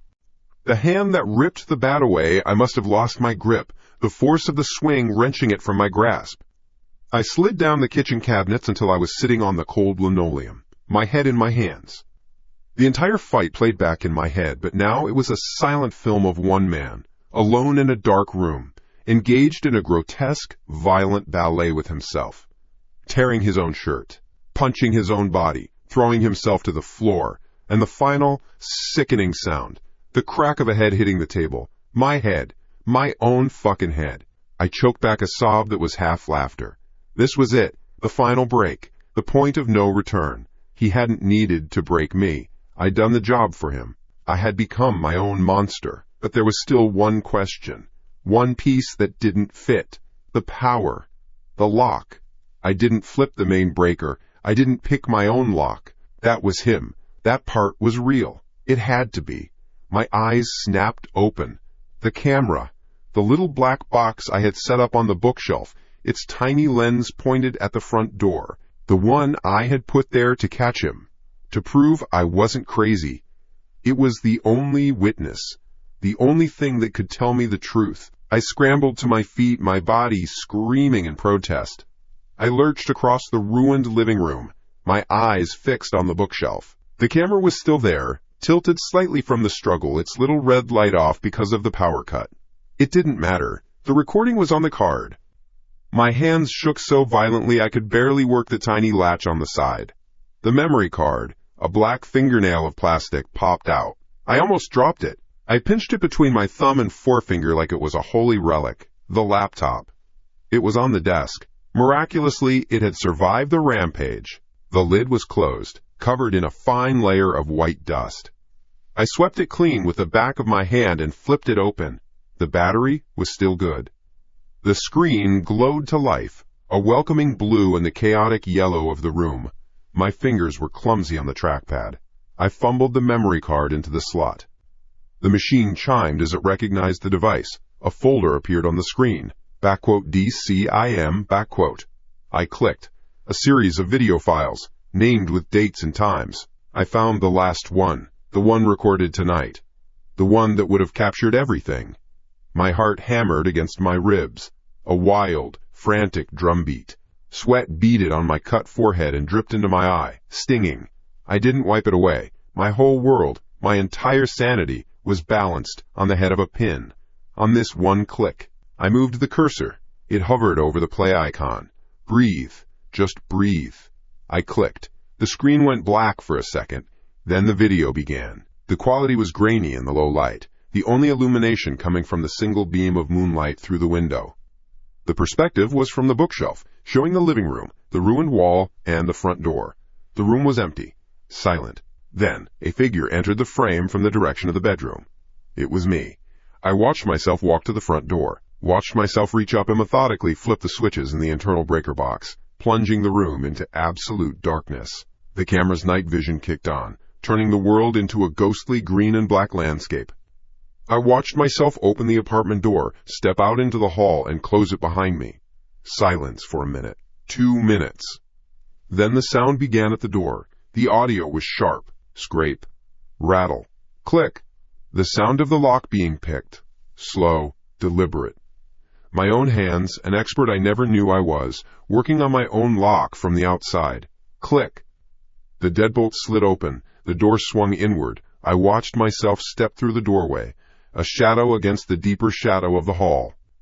I paused on the threshold, my head cocked as if listening. Then I watched myself explode from the side of the screen, screaming, swinging the baseball bat at the empty space where I stood just a moment before. I saw myself get hit, stumbling back. I saw myself charge forward, tackling the air, and I went down in a heap. The sight was unreal. A horror movie directed by a madman. I watched myself roll on the floor, grunting, kicking, punching. The fabric of my shirt ripped in my own hand. I saw myself scramble away, crab walking backward from an invisible enemy. I saw myself get to my feet and lunge, crashing into the dining table, knocking the lamp to the floor with a smash that made the laptop speakers crackle. I watched myself rise, a dark mountain in the gloom, and take a step forward. I watched myself on my knees sweep the floor for the bat. I found it. I watched myself swing the bat upwards in a blind, desperate uppercut, connecting with nothing but air. But on screen, I reacted to the phantom blow. I let out a choked, wet gasp. My own momentum carried me forward, and I watched, my stomach turning, as I deliberately, forcefully, cracked my own head on the corner of the end table. The sound was sharp and ugly, even through the tiny speakers. I watched my own body go limp and hit the floor with a heavy, final thud. The video kept rolling, showing my still form on the floor. For seconds. For minutes. Then the screen flickered as the lights came back on. I watched myself, my video self, get up. I watched myself stumble to the breaker. I watched myself stare at the empty spot on the floor. I watched myself turn and look directly into the camera lens. And then I heard it. From the laptop speakers. The sound of my own voice. But it wasn't one voice. It was two. Overlapping, arguing, a low, guttural rasp and a high, panicked whisper, both coming from my mouth on the screen. "You can't keep me in here," the low voice growled. "Get out," the whisper pleaded. "Get out of my head." "This is my head now," the growl answered, followed by a low chuckle. "And we're just getting started." The video played again. And again. A loop of madness on a 13-inch screen. My finger was frozen over the trackpad, unable to press stop, unable to look away. The laptop speakers crackled, turning the two voices into a cheap, tinny parody of the war happening inside my skull. "You can't keep me in here," the growl, low and rough, like gravel grinding in a cement mixer. "Get out of my head," the whisper, thin and desperate. My voice, the low chuckle that answered, was the worst part. It wasn't the sound of humor. It was the sound of a lock clicking open, the sound of a chain breaking. I watched myself, a green and black ghost in night vision, perform a violent ballet with nothing. I watched myself smash my own head against the corner of a table. I watched the body, my body, go still. Then I watched it get up, a puppet whose strings had been cut and then reattached to a new, unseen hand. The video ended. The screen went black. The silence that followed was louder than the screams. It rushed back into the room, a physical pressure against my eardrums. I was on the floor, my back against the kitchen cabinets, the laptop propped on my knees. The chaotic yellow of the overhead light painted the wreckage of my apartment. My apartment. My wreckage. There was no intruder. There was no him. The words formed in my mind, not with a jolt of horror, but with the flat, dull certainty of a coroner's report. It was me. I stared at the black screen of the laptop, a dark mirror. It reflected a stranger's face back at me, a mess of dirt and plaster dust. A dark, ugly bruise blooming on one cheek, and a thick, weeping gash across the forehead. I raised a hand, my own hand, and saw the stranger in the reflection do the same. The face was mine. The wounds were mine. The memory of the pain was mine. Then something changed. In the reflection, it was slow, almost unnoticeable at first, a twitch at the corner of the reflected mouth, a tiny upward pull. It wasn't my doing. My own lips were pressed into a thin, bloodless line. I was not smiling. But the man in the screen was. The pull became a definite curve. It stretched wider and wider. A slow-motion rip in the fabric of my face. It was a grin that showed too much teeth. A predator's smile that didn't touch the eyes. The eyes in the reflection were cold, bright, and filled with a victorious fire. My breath hitched. My heart, which had been a dull, leaden weight, kicked once, hard, against my ribs. A jolt of pure, chemical fear shot through my veins. I tried to slam the laptop shut, to break the connection, to kill the image. My hands wouldn't move. They rested on my legs, limp and useless. The reflection in the dark screen tilted its head, the wide smile never faltering. It looked curious, amused. Then it spoke. There was no crackle from the speakers this time. The laptop was silent. The voice wasn't in the room. It was inside my head. Clear, resonant, not a whisper, not a growl, but a confident, conversational tone that was more terrifying than either. I told you. You're too weak to keep the door shut. My body reacted before my mind did. A full-body tremor took over. I let out a choked gasp and scrambled backward, kicking the laptop away from me. It skittered across the linoleum and crashed into the leg of a chair with a sharp crack of plastic. The screen flickered for a second, then died completely. It didn't matter. The voice was still there. In my head. A guest who had just kicked down the front door and was now putting his feet up on the coffee table. Running? Already? We haven't even been properly introduced. Get out, I whispered, the words scraping my dry throat raw. I was on my hands and knees, backing away from the dead laptop as if it were radioactive. Get out of me. A soft, warm chuckle echoed in the echo chamber of my own skull. But I am you. The part you locked away. The part that isn't afraid. The part that gets things done. My back hit the wall. The real wall, covered in plaster dust from a fist I had thrown. The impact sent a jolt of pain up my spine. I squeezed my eyes shut. A useless gesture. He wasn't something I could shut out. He was behind my eyes. You see? You spend all this time building a prison, talking to yourself, staring at the walls. You thought you were alone. You were never alone. You were just being a bad host. I pushed myself into a corner, drawing my knees to my chest.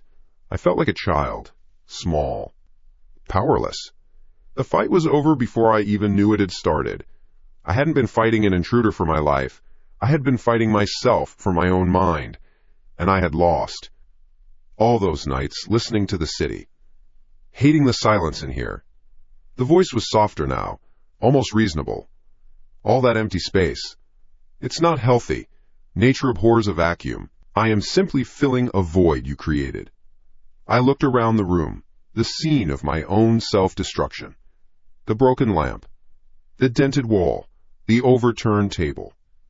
It wasn't a battlefield. It was a tantrum. The desperate, violent thrashing of a man trying to break out of his own skin. Why? The question was barely a puff of air. The last bit of fuel in a dying engine. Why are you doing this? I opened my eyes. I was looking towards the living room, towards the large, paneled mirror on the wall beside the front door. It was shattered, a spider web of cracks radiating from a central impact point where a book or a fist or a head had hit it. In each shard of glass I saw a piece of myself, a dozen fractured reflections, all looking back at me. And in every single one the man I saw was smiling that same awful, triumphant grin. The voice in my head answered, its tone dripping with a terrible, patient logic. Because you were lonely. Because the silence was so loud it was screaming. You sat in this box, night after night, wishing for something, anything, to happen. You wanted noise. You wanted chaos. You wanted a story to tell. The fractured reflections all seemed to nod in unison. I am the story, the voice concluded. And I hated the quiet even more than you did. Don't worry. From now on, things are going to be a lot louder. It'll be fun. Something inside me broke. It wasn't a violent snap. It was a slow, quiet crumbling. The terror didn't vanish. It just settled. It became part of the foundation. The frantic energy, the need to fight, it all drained out of me, leaving a cold, hollow space. Acceptance. Slowly, deliberately, I got to my feet. My body didn't scream in protest anymore. The aches were still there, but they were distant, like a storm happening in another city. I walked out of the kitchen, my bare feet crunching softly on the debris. I didn't flinch. I walked until I stood directly in front of the shattered mirror. I stared at the broken man looking back at me. A cubist nightmare of a face, repeated in a dozen different sizes and at a dozen different angles. The cuts, the bruises, the exhaustion. It was all there. But the eyes were clear. The grin was gone. For a moment it was just me, just my face, looking back at my own tired eyes. Was it over? Was he gone? Khob'ol? I took a breath, a real one. It filled my lungs. Then I told my lips to smile. It felt wrong at first, a forced, unnatural gesture. The muscles were stiff, unused to the command. Then it clicked into place, a sensation like a dislocated joint being snapped back where it belongs. My mouth stretched wide, my teeth showed. It wasn't the tired, sad smile I knew. It was big, confident, total. Across the shattered mirror, in every single shard, the reflection smiled back at me. A perfect, synchronized match. The cold, victorious fire I had seen in the laptop screen was now burning in my own eyes. The war was over. A truce had been signed. A unification. The two voices in my head, the panicked whisper and the confident growl, spoke as one. A single, calm, resonant thought that was entirely my own. Welcome home.